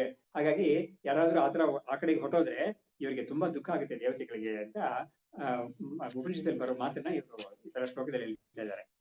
ತಸ್ಮಾದ್ ಯೇಷಾಂ ನ ಪ್ರಿಯಂ ತತ್ ಯತ್ ಮನುಷ್ಯಾಃ ವಿಜಾನತೆ ಬ್ರಹ್ಮತತ್ವಂ ಬ್ರಹ್ಮಾತ್ಮತ್ವಂ ಅಥೋ ದೇವಾಃ ಪ್ರತಿಬಧ್ನಂತಿ ವೇದನಂ. ಹಾಗಾಗಿ ಈ ಒಂದು ಇಂಥ ಮನುಷ್ಯರು ಯಾರಾದ್ರೂ ಬ್ರಹ್ಮವಿದ್ಯೆ ಕಡೆಗೆ ಹೋಗ್ತಾರೆ ಅಂತ ಹೇಳಿದ್ರೆ ದೇವತೆಗಳಿಗೆ ಅದು ಇಷ್ಟ ಆಗೋದಿಲ್ಲ. ಅದರಿಂದ ಅವ್ರು ಏನ್ ಮಾಡ್ತಾರೆ, ಇವನಿಗೆ ಏನಾದ್ರೂ ಒಂದು ತೊಡಕು ಇವನಿಗೆ ಉಂಟು ಮಾಡಕ್ಕೆ ಅವರು ಕಾಯ್ತಾ ಇರ್ತಾರೆ. ಅದನ್ನ ದೇವಾಃ ಪ್ರತಿಬಧ್ನಂತಿ ವೇದನಂ. ಇವನಿಗೆ ಆ ಬ್ರಹ್ಮವಿದ್ಯೆ ಬರದೇ ಇರೋ ತರ ಇವನ್ ಮಾಡಕ್ಕೆ ತುಂಬಾ ಅವರು ಕೆಲಸ ಮಾಡ್ತಾ ಇರ್ತಾರೆ. ನೋಡಿ, ಅದಕ್ಕೇನೆ ನಮ್ಗೆ ನಾವು ಈ ಬ್ರಹ್ಮವಿದ್ಯೆ ಅನ್ನೋದು ಅಂದ್ರೆ ಉಪನಿಷತ್ ಭಾಷೆ ಪಾಠ ಅದೆಲ್ಲ ಮುಂಚೆ ನಾವು ಕೆಲವು ಶಾಂತಿ ಮಂತ್ರ ಶ್ಲೋಕಗಳೆಲ್ಲ ಹೇಳ್ತೀವಿ. ಶನ್ನೋ ಮಿತ್ರ ಶಂ ವರುಣಃ ಶನ್ನೋ ಭವತ್ಪರ್ಯಮ. ಅಲ್ಲಿ ಆ ಪ್ರಾರ್ಥನೆ ಎಲ್ಲ ಏನಕ್ಕೆ ಅಂತ ಹೇಳಿದ್ರೆ, ಮಿತ್ರ ಅಂದ್ರೆ ಸೂರ್ಯ, ಅರಿಮ ಅಂದ್ರೆ ಪಿತೃ ದೇವತೆಗಳು ಎಲ್ಲ ಇದ್ದಾರೆ ಬೇಕಾದಷ್ಟು, ವರುಣ ದೇವತೆ, ಇವ್ರನ್ನೆಲ್ಲ ನಾವು ಪ್ರಾರ್ಥನೆ ಮಾಡ್ಕೊಳ್ತಾ ಇದ್ದೀವಿ. ಏನು ಅಂದ್ರೆ, ನನಗೆ ಈ ಬ್ರಹ್ಮವಿದ್ಯೆಗೆ ನೀವು ಅಡ್ಡಿ ಮಾಡಬೇಡಿ, ನಮ್ಗೆ ಇದಕ್ಕೆ ನೀವು ಅನುಕೂಲವಾಗಿ ಇರಿ. ನಮ್ಗೆ ಅಡ್ಡಿ ಅನ್ನೋದು ಯಾವ್ಯಾವ ತರ ಬರ್ಬೋದು ಅಂತ ಹೇಳಿದ್ರೆ, ಒಬ್ಬನಿಗೆ ದಿವಸ ಅವನಿಗೆ ಪಾಠಕ್ಕೆ ಹೋಗ್ತಾ ಇದ್ದಾನೆ ಒಂದು ಕಡೆಗೆ, ಆದ್ರೆ ಜ್ವರ ಬಂದ್ಬಿಡ್ತು ಅಥವಾ ಏನೋ ಬಂದು ತೊಂದರೆ ಆಗುತ್ತೆ ಅಂತ ಹೇಳಿದ್ರೆ ಹೋಗಕ್ಕಾಗಲ್ಲ ಪಾಠಕ್ಕೆ, ಈ ತರ ಬರ್ಬೋದು ಇದು. ಅಥವಾ ಬೇರೆ ಏನಾದ್ರು ಕಾರಣಗಳಿಂದ ಇವನಿಗೆ ಬರದೆ ಹೋಗ್ಬೋದು. ಅಥವಾ ಇವನಿಗೆ ಯಾರು ಇವರು ಆಚಾರ್ಯರು ಹೇಳ್ಕೊಡ್ತಾರೆ ಇವನಿಗೆ ಪಾಠ, ಅವ್ರಿಗೇನಾದ್ರೂ ತೊಂದರೆ ಬಂದ್ಬಿಟ್ರೆ ಪಾಠ ಮುಂದಕ್ಕೆ ಹೋಗೋದೇ ಇಲ್ಲ. ಆಮೇಲೆ ಇವನು ನಿಧಿಧ್ಯಾಸನ ಮಾಡೋ ಸಮಯದಲ್ಲಿ ಇವನಿಗೆ ಧ್ಯಾನಕ್ಕೆ ಕೂತ್ಕೊಂಡಾಗ ತುಂಬಾ ಕಷ್ಟಗಳು, ಬೇರೆ ಏನೇನೋ ಕಷ್ಟಗಳೆಲ್ಲ ಒಳಗಡೆಯಿಂದ ಬಂದ್ರೆ ಅದು ಕೂಡ ಇವನಿಗೆ ತಡೆ ಆಗಿದೆ. ಅದು ಇಂಥ ಎಲ್ಲಾ ತಡೆಗಳು ಹೋಗ್ಬೇಕು ಅಂತ ಹೇಳಿದ್ರೆ ಅದು ಹೋಗಿ ಬರ್ದೇ ಇರ್ಲಿ ನಮ್ಗೆ ಅಂತ ಈ ಪ್ರಾರ್ಥನೆಯನ್ನು ಪ್ರಾರಂಭದಲ್ಲಿ ಮಾಡ್ಕೊಳ್ತೀವಿ. ಶಾಂತಿ ಮಂತ್ರ ಅನ್ನೋದು ಮಾಡ್ಕೊಳ್ತೀವಿ ನಾವು. ಹಾಗಾಗಿ ಆ ದೇವತೆಗಳನ್ನೇ ನಾವು ಪ್ರಾರ್ಥನೆ ಮಾಡ್ಕೊಂಡಾಗ ಅವರು ಇವ್ರು ನನಗೆ ಪ್ರಾರ್ಥನೆ ಮಾಡ್ಕೊಳ್ತಾ ಇದ್ದೇನೆ ಅಂತ ಅವರು ತಡೆಗಳು ಮಾಡದೇ ಇರ್ತಾರೆ ಅವರು ಅಂತ ಅದೇ ನಮ್ಮ ನಂಬಿಕೆ. ಹಾಗಾಗಿ ತಸ್ಮಾದ್ ಯೇಷಾಂ ನ ಪ್ರಿಯಂ ತತ್ ಯತ್ ಮನುಷ್ಯಾಃ ವಿಜಾನತೆ ಬ್ರಹ್ಮಾತ್ಮತ್ವ. ಯಾರಾದ್ರೂ ಬ್ರಹ್ಮಸ್ವರೂಪವೇ ನಾನು ಅಂತ ತಿಳ್ಕೊಂಡ್ಬಿಟ್ರೆ ಅವರು ಬ್ರಹ್ಮವಿದ್ಯೆಯಿಂದ ಸಿಕ್ಬಿಡುತ್ತೆ, ಅವರಿಗೆ ಮುಕ್ತರಾಗೋಗ್ಬಿಡ್ತಾರೆ ಅವರು. ಅವಾಗ ಈ ಕರ್ಮಗಳೆಲ್ಲ ನಾವು ಮಾಡೋದೇ ಇಲ್ಲ. ಯಾಕಂದ್ರೆ ಅವರಿಗೆ ಆ ಬ್ರಹ್ಮವೇ ನಾನು ಅಂತ ತಿಳ್ಕೊಂಡಾಗ ನಾನು ಕರ್ತಾ ಭೋಗ್ತಾ ಅಂತ ಬುದ್ಧಿ ಹೊಟ್ಟೋಗುತ್ತೆ ಅವರಿಗೆ. ಅವಾಗ ಅವರು ಈ ಕರ್ಮಗಳೆಲ್ಲ ಮಾಡೋದೇ ಇಲ್ಲ. ಅವರು ಕರ್ಮಗಳು ಮಾಡೋದು ಯಾತಕ್ಕೆ? ಭೋಗ ಮಾಡೋದಕ್ಕೆ ಕರ್ಮ ಮಾಡೋದು. ಅವ್ರಿಗೆ ಭೋಗದ ಮೇಲೆ ಇಷ್ಟನೇ ಇಲ್ಲ ಅವ್ರಿಗೆ. ಹಾಗಾದ್ರೆ ಕರ್ಮ ಯಾತಕ್ಕೆ ಮಾಡ್ತಾರೆ ಅವರು ಅಂತಾಗಿ ಅವರು ಪೂರ್ಣತ್ವವನ್ನು ತಿಳ್ಕೊಂಡ್ಬಿಡ್ತಾರೆ. ಅವರು ಆ ತಿಳುವಳಿಕೆ ಅವರಿಗೆ ಬರ್ಕೂಡ್ದು ಅಂತ ಇವರು ತಡೆ ಮಾಡ್ತಾರೆ ಅಂತ ಹೇಳಿದ್ರು. ಆಮೇಲೆ ಸ್ಪಷ್ಟೀಕೃತಂ ಪಾರತಂತ್ರ್ಯಂ ಪಶುದೃಷ್ಟಾಂತತೋ ನೃಣಾಂ ವರ್ಣಾಶ್ರಮಾದಿ ತದ್ಧರ್ಮ ಸೃಷ್ಟಿ ಕರ್ಮಾರ್ಥಂ ಈರಿತ. ಹಾಗಾಗಿ ಇವಾಗ ಏನಾಯ್ತು, ಈ ಜೀವರು ಅನ್ನೋರು ದೇವತೆಗಳಿಗೆ ಪರತಂತ್ರವಾಗಿರ್ತಾರೆ, ಅಂದ್ರೆ ಅಧೀನವಾಗಿರ್ತಾರೆ ಇವರು ಅನ್ನೋದನ್ನ ಹೇಳಾಯ್ತು ಇವಾಗ.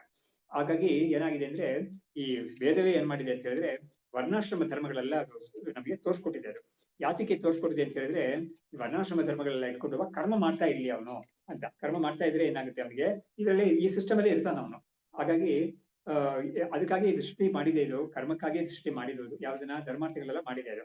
ಏನು ಚಾತುರ್ವರ್ಣ್ಯಂ ಮಯಾ ಸೃಷ್ಟಂ ಗುಣಕರ್ಮ ವಿಭಾಗಶಃ ಅಂತ ಗೀತೆಯಲ್ಲಿ ಕೃಷ್ಣನೇ ಹೇಳಿದಾನೆ. ಅದು ಈ ಚಾತುರ್ವರ್ಣ್ಯ ಅಂತ ಇದೆಯಲ್ಲ ವರ್ಣಾಶ್ರಮ ಧರ್ಮ ಅಂತ, ಅದನ್ನ ನಾನೇ ಸೃಷ್ಟಿ ಮಾಡಿದ್ದೀನಿ. ಅದಕ್ಕೆ ಯಾವ್ದ್ರ ಮೇಲೆ ಅಂತ ಹೇಳಿದ್ರೆ ಗುಣಕರ್ಮ ಅನ್ನೋದನ್ನ ಇಟ್ಕೊಂಡು ನಾನು ಮಾಡಿದ್ದೀನಿ ಅಂತ ಹೇಳಿದ್ದಾರೆ.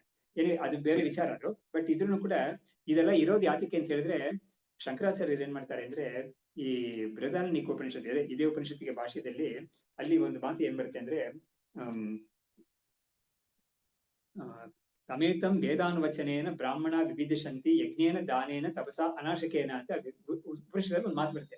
ಏನು ಅಂದ್ರೆ, ಈ ಬ್ರಹ್ಮಸ್ವರೂಪ ಇದೆಯಲ್ಲ ಅದ್ರ ಬಗ್ಗೆ ಅದನ್ನ ತಿಳ್ಕೊಳ್ಬೇಕು ಅಂತ ಒಂದು ಇಚ್ಛೆ ಕೆಲವರಿಗೆ ಉಂಟಾಗುತ್ತೆ. ಅದು ಆ ಇಚ್ಛೆ ಹೇಗೆ ಉಂಟಾಗುತ್ತೆ ಅಂತ ಹೇಳಿದ್ರೆ, ಅವರು ಈ ವೇದಾಧ್ಯಯನ, ಇದು ಯಜ್ಞ ಯಾಗ ದಾನ ತಪಸ್ಸು ಇದೆಲ್ಲ ಮಾಡಿದಾಗ ಅವರಿಗೆ ಈ ಒಂದು ಬ್ರಹ್ಮವನ್ನು ತಿಳ್ಕೊಬೇಕು ಅಂತ ಒಂದು ಇಚ್ಛೆ ಬರುತ್ತೆ. ಅದು ಹೇಗೆ ಇದನ್ನ ಮಾಡಿದ್ರೆ ಇಚ್ಛೆ ಬರುತ್ತೆ ಅಂತ ಹೇಳಿದ್ರೆ, ಅಲ್ಲಿ ಉಪನಿಷತ್ ಅಲ್ಲಿ ಏನು ಹೇಳಲ್ಲ ಅದು, ಆದ್ರೆ ನಮ್ಗೆ ಗೀತೆ ಅಂತ ಕಡೆ ಎಲ್ಲ ಹೇಳಿದ್ರೆ ನಮ್ಗೆ ಗೊತ್ತಾಗುತ್ತೆ. ಈ ಯಜ್ಞ ದಾನ ಅದೆಲ್ಲ ಏನೇನು ಅವನನ್ನು ವರ್ಣಾಶ್ರಮಕ್ಕೆ ತಕ್ಕನಾಗಿ ವಿಧಿಸಿದೆಯೋ ಅದನ್ನ ಕಾಮನೆ ಇಲ್ಲದೆ ಯಾರಾದ್ರೂ ನನಗೆ ಒಂದು ಕರ್ತವ್ಯ ಅಂತ ಒಂದು ಬುದ್ಧಿಯಿಂದ, ಕಾಮನೆ ಇಲ್ಲದೆ ಈಶ್ವರಾರ್ಪಣೆ ಅಂತ ಒಂದು ಬುದ್ಧಿಯಿಂದ ಮಾಡಿದ್ರೆ ಅವನಿಗೆ ಈ ಚಿತ್ತಶುದ್ಧಿ ಉಂಟಾಗಿ ನಾನು ಬ್ರಹ್ಮಸ್ವರೂಪವನ್ನ ನಾನು ತಿಳ್ಕೊಬೇಕು, ನನ್ನ ಆತ್ಮತತ್ವವನ್ನ ತಿಳ್ಕೊಬೇಕು ಅಂತ ಒಂದು ಇಚ್ಛೆ ಅವನಿಗೆ ಒಳಗಡೆ ಅಂಕುರ ಆಗುತ್ತೆ. ಅದು ಆದ್ರೆ ಅವನು ಈ ಈ ಕರ್ಮಗಳೆಲ್ಲ ಅವನು ಸ್ವರ್ಗ ಬೇಕು ಅಥವಾ ಬೇರೆ ಏನಾದ್ರೂ ಒಂದು ಫಲ ಬೇಕು ಅಂತ ಇಷ್ಟೆಯಿಂದ ಮಾಡ್ತಾ ಇದ್ರೆ ಅವನಿಗೆ ಬ್ರಹ್ಮವನ್ನು ತಿಳ್ಕೊಬೇಕು ಅಂತ ಇಚ್ಛೆ ಅವ್ನಿಗೆ ಬರೋದೇ ಇಲ್ಲ, ಅವನಿಗೆ ಅದ್ರಲ್ಲೇ ಇರ್ತಾನ ಅವನು. ಹಾಗಾಗಿ ಭಗವತ್ಪಾದರಲ್ಲಿ ಹೇಳ್ತಾರೆ, ಈ ಉಪನಿಷತ್ ಇರೋ ಜಾಗದಲ್ಲಿ ಇದು ಈ ಯಜ್ಞ ದಾನ ಇಂಥ ಕರ್ಮಗಳೆಲ್ಲ ಕರ್ಮಕಾಂಡದಲ್ಲಿ ಹೇಳಿರೋದು. ಆದ್ರೆ ಈ ಮಾತು ಬರೋದು ಉಪನಿಷತ್ ಬರ್ತಾ ಇದೆ. ಹಾಗಾಗಿ ಇದು ಉಪನಿಷತ್ಗೂ ಈ ಜ್ಞಾನಕಾಂಡಕ್ಕೂ ಕರ್ಮಕಾಂಡಕ್ಕೂ ಇರೋ ಒಂದು ಲಿಂಕ್ ತರ ಇದು ಅಂತ ಭಗವತ್ಪಾದರು ಹೇಳಿದ್ದಾರೆ. ಅದಿದೆ ಏನ್ ಗೊತ್ತಾಗುತ್ತೆ, ಆ ಕರ್ಮಗಳೆಲ್ಲ ಇವನು ಯಾವ ವರ್ಣಾಶ್ರಮ ಪ್ರಕಾರ ಏನೇನ್ ಕರ್ಮಗಳು ಹೇಳಿದಾರೋ ಅದನ್ನ ಇವನು ಈಶ್ವರಾರ್ಪಣ ಬುದ್ಧಿಯಿಂದ ಇವನು ಮಾಡ್ತಾ ಇದ್ರೆ ಅವನಿಗೆ ಈ ಚಿತ್ತಶುದ್ಧಿ ಉಂಟಾಗಿ ಅವನಿಗೆ ಈ ಬ್ರಹ್ಮವನ್ನು ತಿಳ್ಕೋಬೇಕು ಅಂತ ಜಿಜ್ಞಾಸೆ ಅವನಿಗೆ ಮನಸ್ಸಲ್ಲಿ ಬರುತ್ತೆ. ಅದು ಹಾಗೆ ಮಾಡದೆ ಹೋದ್ರೆ ಅವನು ಸಂಸಾರದಲ್ಲೇ ಇರ್ತಾನೆ ಯಾವಾಗ್ಲೂ ಅಂತ. ಹಾಗಾಗಿ ಈ ಒಂದು ಕರ್ಮಗಳನ್ನೆಲ್ಲ ಈ ಸೃಷ್ಟಿ ಮಾಡಿರೋದು ಕೂಡ ಕರ್ಮ ಮಾಡಕ್ಕಾಗೇನೆ. ಬಟ್ ಯಾವ ಭಾವನೆಯಿಂದ ಕರ್ಮ ಮಾಡ್ತೀವಿ ಅನ್ನೋದ್ರ ಮೇಲೆ ಅವನಿಗೆ ಯಾವ ಫಲ ಸಿಗುತ್ತೆ ಅನ್ನೋದು ಹೋಗುತ್ತೆ. ಅದು ಹೀಗೆ ಹೇಳ್ಬಿಟ್ಟು, ನನು ಏವಂ ತಸ್ಯ ಮುಕ್ತಿ ಚ ಸ್ಯಾದ್ ಏವ ಆತ್ಮಧಿಯಂ ವಿನಾ ಅಜ್ಞಾನ ಕರ್ಮಣೋಹೋ ಶ್ರುತ್ಯ ಸಾದರೇಣ ಉಪವರ್ಣನಾತ್. ಇವಾಗ ಒಂದು ಪ್ರಶ್ನೆ ಮಾಡ್ತಾರೆ. ಇವಾಗ ವರ್ಣಾಶ್ರಮ ಧರ್ಮ ಎಲ್ಲ ಶ್ರುತಿನೇ ಇದೆಲ್ಲ ಹೇಳ್ಕೊಟ್ಟಿದೆ. ಹಾಗಿರುವಾಗ ಇವನು ಕರ್ಮವನ್ನೇ ಮಾಡ್ಕೊಂಡಿರ್ಲಿ, ಏನಂತೆ ಇವಾಗ ಇವನಿಗೆ ಆ ಕರ್ಮಗಳೇ ಮಾಡ್ಕೊಂಡಿದ್ದು ಹಾಗೇನೆ ಅವನಿಗೆ ಮುಕ್ತಿ ಸಿಗ್ಲಿ, ಅವನಿಗೆ ಆತ್ಮಜ್ಞಾನ ಅನ್ನೋದು ಯಾತಕ್ ಬೇಕು ಅಂತ ಒಂದು ಪ್ರಶ್ನೆ ಮಾಡ್ತಾ ಇದ್ದಾರೆ. ಹಾಗಾಗಿ ಆತ್ಮಜ್ಞಾನ ಇಲ್ದಿಯೇ ಇವನಿಗೆ ಅಜ್ಞಾನ ಮತ್ತು ಕರ್ಮ ಎರಡನ್ನೂ ಹೇಳಿರೋದ್ರಿಂದ ಅಜ್ಞಾನ ಇದೆ ಇವನಿಗೆ. ಕರ್ಮವನ್ನು ಸರಿಯಾಗಿ ಮಾಡ್ತಾ ಇವನಿಗೆ ಅಜ್ಞಾನ ಹೋಗ್ಲಿ, ಇವನಿಗೆ ಆತ್ಮಜ್ಞಾನ ಯಾತಕ್ ಬೇಕು ಇವನಿಗೆ ಅಂತ ಒಂದು ಪಕ್ಷವನ್ನು ತೆಗಿತಾ ಇದ್ದಾರೆ. ಆದ್ರೆ ಅದು ಸರಿ ಇಲ್ಲ ಅಂತ ತೋರಿಸ್ಬೇಕು. ಇವಾಗ ಈ ವಿಷಯವನ್ನ ಶಂಕರಾಚಾರ್ಯರು ಈ ತೈತ್ತಿರೀಯ ಉಪನಿಷತ್ ಭಾಷ್ಯದ ಆರಂಭದಲ್ಲೇ ಒಂದು ಮಾತನ್ನ ಹೇಳಿದ್ದಾರೆ. ಯಾಕೆಂದ್ರೆ ಒಂದು ವಿಧವಾದ ಕರ್ಮಿಗಳು ಇದ್ದಿದ್ದಾರೆ ಒಂದು ಸಮಯದಲ್ಲಿ, ಇವಾಗಿದ್ದಾರ ಗೊತ್ತಿಲ್ಲ ನನಗೆ, ಬಟ್ ಆ ಸಮಯದಲ್ಲಿ ಇದ್ದಿದ್ದಾರೆ. ಅವ್ರ ಸಿದ್ಧಾಂತ ಏನು ಅಂತ ಹೇಳಿದ್ರೆ, ಆತ್ಮಜ್ಞಾನ ಅದೆಲ್ಲ ಏನು ಬೇಡವೇ ಬೇಡ, ನಾವು ಕರ್ಮಗಳೆಲ್ಲ ಮಾಡ್ತಾ ಇರೋಣ, ನಮ್ಗೆ ವಿಹಿತವಾದ ಏನ್ ಕರ್ಮ ಶ್ರುತಿಯಲ್ಲಿ ಹೇಳಿದ್ಯೋ ಅದನ್ನ ಮಾಡ್ತಾ ಇರೋಣ. ಯಾಕಂದ್ರೆ ನಾವು ಮಾಡದೆ ಹೋದ್ರೆ ಏನಾಗುತ್ತೆ, ನಿಮ್ಗೆ ಪಾಪ ಬರುತ್ತೆ. ಯಾಕಂದ್ರೆ ನಿಮಗೆ ವಿಹಿತವಾಗಿ ಮಾಡದೆ ಹೋದ್ರೆ ಡ್ಯೂಟಿಯಿಂದ ನೀನು ಚ್ಯುತಿ ಆಗ್ತಿ ಅಂತ ಹೇಳಿ ನಿಮಗೆ ಪಾಪ ಬರುತ್ತೆ. ಸರಿ, ಪುಣ್ಯ ಕರ್ಮಗಳನ್ನ ಮಾಡದೇ ಇರೋಣ, ಪುಣ್ಯ ಸೇರ್ಕೊಳ್ಳಲ್ಲ. ಅವಾಗ ಪಾಪವನ್ನು ಮಾಡದೇ ಇರೋಣ, ಅವಾಗ ನಿಷೇಧ ಕರ್ಮವನ್ನು ಮಾಡದೇ ಇದ್ರೆ ಏನಾಗುತ್ತೆ, ನಮ್ಗೆ ಪುನರ್ಜನ್ಮ ಬರೋದಿಲ್ಲ ನಮ್ಗೆ. ಅವಾಗ ಏನಾಗುತ್ತೆ, ಈ ಕೇಳಕ್ ಚೆನ್ನಾಗಿರುತ್ತೆ, ಲಾಜಿಕ್ ಚೆನ್ನಾಗಿರುತ್ತೆ ಕೇಳಕ್ಕೆ. ಕೆಟ್ಟದನ್ನ ಮಾಡೋದೇ ಬೇಡ, ಯಾಕಂದ್ರೆ ಅದರಿಂದ ಪಾಪ ಬರುತ್ತೆ. ಒಳ್ಳೇದನ್ನು ಮಾಡೋದು ಬೇಡ, ಅದರಿಂದ ಪುಣ್ಯ ಬಂದ್ರೆ ಪುಣ್ಯ ಎರಡಕ್ಕೂ ಕೂಡ ನಾವು ಮತ್ತೆ ಜನ್ಮ ಎತ್ತಬೇಕಾಗುತ್ತೆ. ಹಾಗಾಗಿ ನಾವು ಅದನ್ನ ಮಾಡದೆ ಅದ್ರ ವಿಹಿತವಾದ ಕರ್ಮಗಳನ್ನ ಮಾತ್ರ ನಾವು ಮಾಡ್ಕೊಂಡು ಮುಗಿಸ್ಬಿಡೋಣ, ಈ ಜನ್ಮವನ್ನು ಮುಗಿಸ್ಬಿಡೋಣ, ಮತ್ತೆ ನಮ್ಗೆ ಜನ್ಮ ಬರೋದಿಲ್ಲ. ಆತ್ಮಜ್ಞಾನಕ್ಕೆಲ್ಲ ಯಾತಿಕ್ ನಾವು ಶ್ರಮ ಪಡ್ಬೇಕು ಅಂತ ಕೇಳ್ತಾರ ಅವರು. ಅವಾಗ ಇವರು ಸಿದ್ಧಾಂತಿ ವೇದಾಂತಿ ಹೇಳ್ತಾನೆ, ಇಲ್ಲ ಇಲ್ಲ, ನೀವ್ ಅನ್ಕೊಂಡಿರೋ ತರ ಒಂದ್ ಜನ್ಮದಲ್ಲಿ ಮುಗಿದು ಬಿಡಲ್ಲ ನಿಮ್ಗೆ. ಹಳೆ ಕರ್ಮಗಳೆಲ್ಲ ಏನು ಪ್ರಾರಬ್ಧ ಕರ್ಮ ಇದೆಯಲ್ಲ, ಅದು ಒಂದ್ ಜನ್ಮದಲ್ಲಿ ಮುಗಿಯೋ ಕರ್ಮ ಅಲ್ಲ, ಅದು ಎಷ್ಟೋ ಜನ್ಮ ಹೇಳ್ಕೊಂಡು ಹೋಗುತ್ತೆ ಅದು. ಅದರಿಂದ ನಿಮ್ಗೆ ಯಾವಾಗ ಅದು ಮುಗಿಯುತ್ತೆ, ಯಾವಾಗ ನಿಮ್ಗೆ ಮೋಕ್ಷ ಸಿಗುತ್ತೆ ಅಂತ ಹೇಳಕ್ ನಿಮ್ಗೆ ಬರೋದೇ ಇಲ್ಲ. ಆಮೇಲೆ ಇನ್ನೊಂದು ಮಾತು ಹೇಳ್ತಾರೆ ಅವರು, ಏನು ಪಾಪಕರ್ಮ ಮಾಡ್ದೇನೆ ನಾವು ಇದು ಬಿಡ್ತೀವಿ ಅಂತ ಹೇಳಿದ್ರೆ ಅದು ಒಪ್ಕೊಳಕ್ ಆಗುದಿಲ್ಲ. ಎಷ್ಟೆಷ್ಟೋ ತುಂಬಾ ಸಾಮರ್ಥ್ಯ ಇರೋ ಜನಗಳಿಗೆ ಕೂಡ ಅವ್ರಿಗೆ ಅನ್ಕೊಳ್ದೇನೆ ಕೆಲವು ಪಾಪಗಳೆಲ್ಲ ನಡೆದೋಗ್ಬಿಡುತ್ತೆ. ಹಾಗಾಗಿ ಸುನಿಪುಣ ನಾಮಪಿ ಸೂಕ್ಷ್ಮಾಪರಾಧ ದರ್ಶನ ಅಂತ ಅವರು ಹೇಳ್ತಾರೆ. ಹಾಗಾಗಿ ನಿಪುಣ ಅಂದ್ರೇನೆ ತುಂಬಾ ಸಾಮರ್ಥ್ಯ ಇರೋರು, ಸುನಿಪುಣ ಅಂದ್ರೆ ತುಂಬಾ ಸಾಮರ್ಥ್ಯ ಇರೋರು. ಅವ್ರ ವಿಷಯದಲ್ಲಿ ಕೂಡ ಈ ಸೂಕ್ಷ್ಮವಾದ ಅಪರಾಧಗಳು ಆಗುತ್ತೆ ಅಂತ ನಾವು ನೋಡಿದೀವಿ ಲೋಕದಲ್ಲಿ. ಅದರಿಂದ ಏನು ತಪ್ಪು ಮಾಡ್ದೇನೆ ಇದ್ಕೊಂಡು ಬರೀ ಏನು ಪುಣ್ಯವನ್ನು ಮಾಡ್ಕೊಳ್ದೆ ನಾನು ಸುಮ್ನೆ ಹೀಗೆ ಇದ್ಕೊಂಡು ನಾನು ಮೋಕ್ಷ ಪಡೆದು ಬಿಡ್ತೀನಿ ಅಂತ ಹೇಳೋದು ಆಗೋದೇ ಇಲ್ಲ. ಆಮೇಲೆ ಒಂದು ಕಾರಣ ಅದು. ಇನ್ನೊಂದು ಕಾರಣ, ಎಷ್ಟು ಕರ್ಮಗಳು ನಿಮ್ಗೆ ಇದೆ ಹಿಂದೆ, ಆ ಸಂಚಿತ ಕರ್ಮಗಳು ಎಷ್ಟಿದೆ ಅದೆಲ್ಲ ಪ್ರಾರಂಭವಾಗಿ ಬರುತ್ತಲ್ವಾ.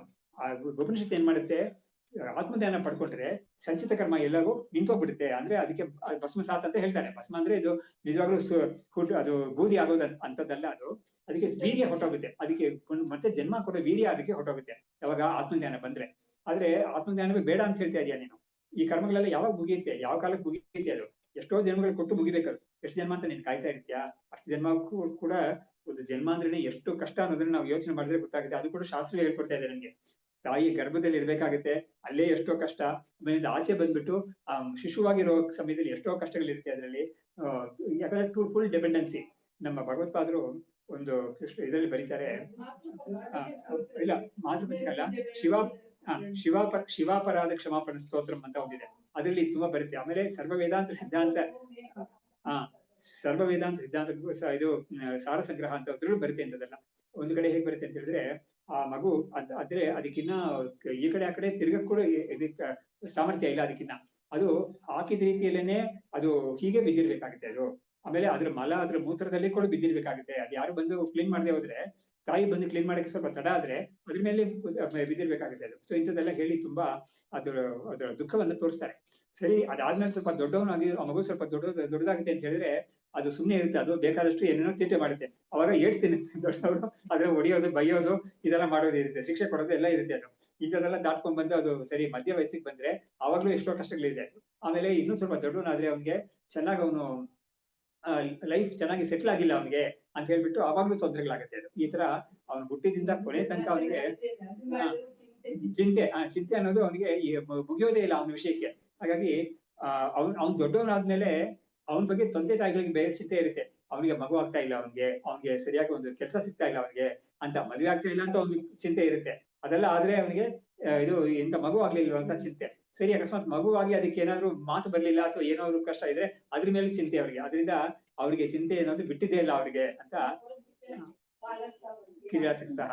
ಸೊ ಹೀಗಾಗಿ ಹೌದು, ಹೀಗಾಗಿ ಈ ಕಷ್ಟಗಳೆಲ್ಲ ಇರುತ್ತೆ ಅನ್ನೋದನ್ನ ನೀನ್ ಎಷ್ಟು ಜನ್ಮಗಳು ತಾನು ನೀನ್ ಇದು ತಡ್ಕೊಂಡಿರ್ತೀಯ ನೀನು ಇದೆಲ್ಲ ಆಗಕ್ಕೆ. ಅದರಿಂದ ಇದು ನಡೆಯೋ ಕೆಲಸ ಅಲ್ಲ. ಅದು ಆತ್ಮಜ್ಞಾನ ಒಂದೇನೆ ನಿನಗೆ ಮುಕ್ತಿಯನ್ನು ಕೊಡಕ್ ಸಾಮರ್ಥ್ಯ ಇದೆ ಅಂತ ಅವರು ಅಲ್ಲಿ ಸ್ಥಾಪನೆ ಮಾಡ್ತಾರೆ. ಆ ವಿಷಯ ಸ್ವಲ್ಪ ಸೂಕ್ಷ್ಮವಾಗಿ ಇಲ್ಲಿ ಬಂದಿದೆ, ಅದಕ್ಕಾಗಿ ನಾನು ಅದನ್ನ ಹೇಳಿದೆ. ನಾನು ಏವಂ ತಸ್ಯ ಮುಕ್ತಿ ಸ್ಯಾತ್ ಸ್ಯಾದೇವ ಆತ್ಮಧೀಯಂ ವಿನ, ಆತ್ಮಜ್ಞಾನ ಇಲ್ಲದೇನೆ ಅವನಿಗೆ ಮುಕ್ತಿ ಬರ್ಬೋದು. ಅಜ್ಞಾನ ಕರ್ಮಣೋಹೋ ಶ್ರುತಿಯ ಸಾದರೇಣ ಉಪವರ್ಣನಾತ್. ಹಾಗಾಗಿ ಅದು ಅಜ್ಞಾನ ಏನು ಅಂತ ಶ್ರುತಿ ಹೇಳ್ತಾ ಇದೆ, ಕರ್ಮ ಏನು ಅಂತಾನು ಶ್ರುತಿನೇ ಹೇಳ್ತಾರೆ. ಕರ್ಮ ಅಂದ್ರೆ ಮಾಡ್ಬೇಕಾದ ಕರ್ಮ ಏನು ಅಂತ. ಹಾಗಾಗಿ ನೀವು ಅಜ್ಞಾನವನ್ನು ಹೋಗ್ಲಾಡ್ಸ್ಕೊಳಕ್ಕೆ ಕರ್ಮ ಮಾಡಿದ್ರೆ ಸಾಕಲ್ವಾ ಇದಕ್ಕೆ ಅಂತ ಹೇಳೋ ಮಾತನ್ನ ಇವರು ನಿರಾಕರಣೆ ಮಾಡ್ತಾರೆ. ಮೈವಂ, ಸರಿ ಇಲ್ಲ, ನೀನ್ ಹೇಳ್ತಾರೆ ಮತ್ ಸರಿ ಇಲ್ಲ.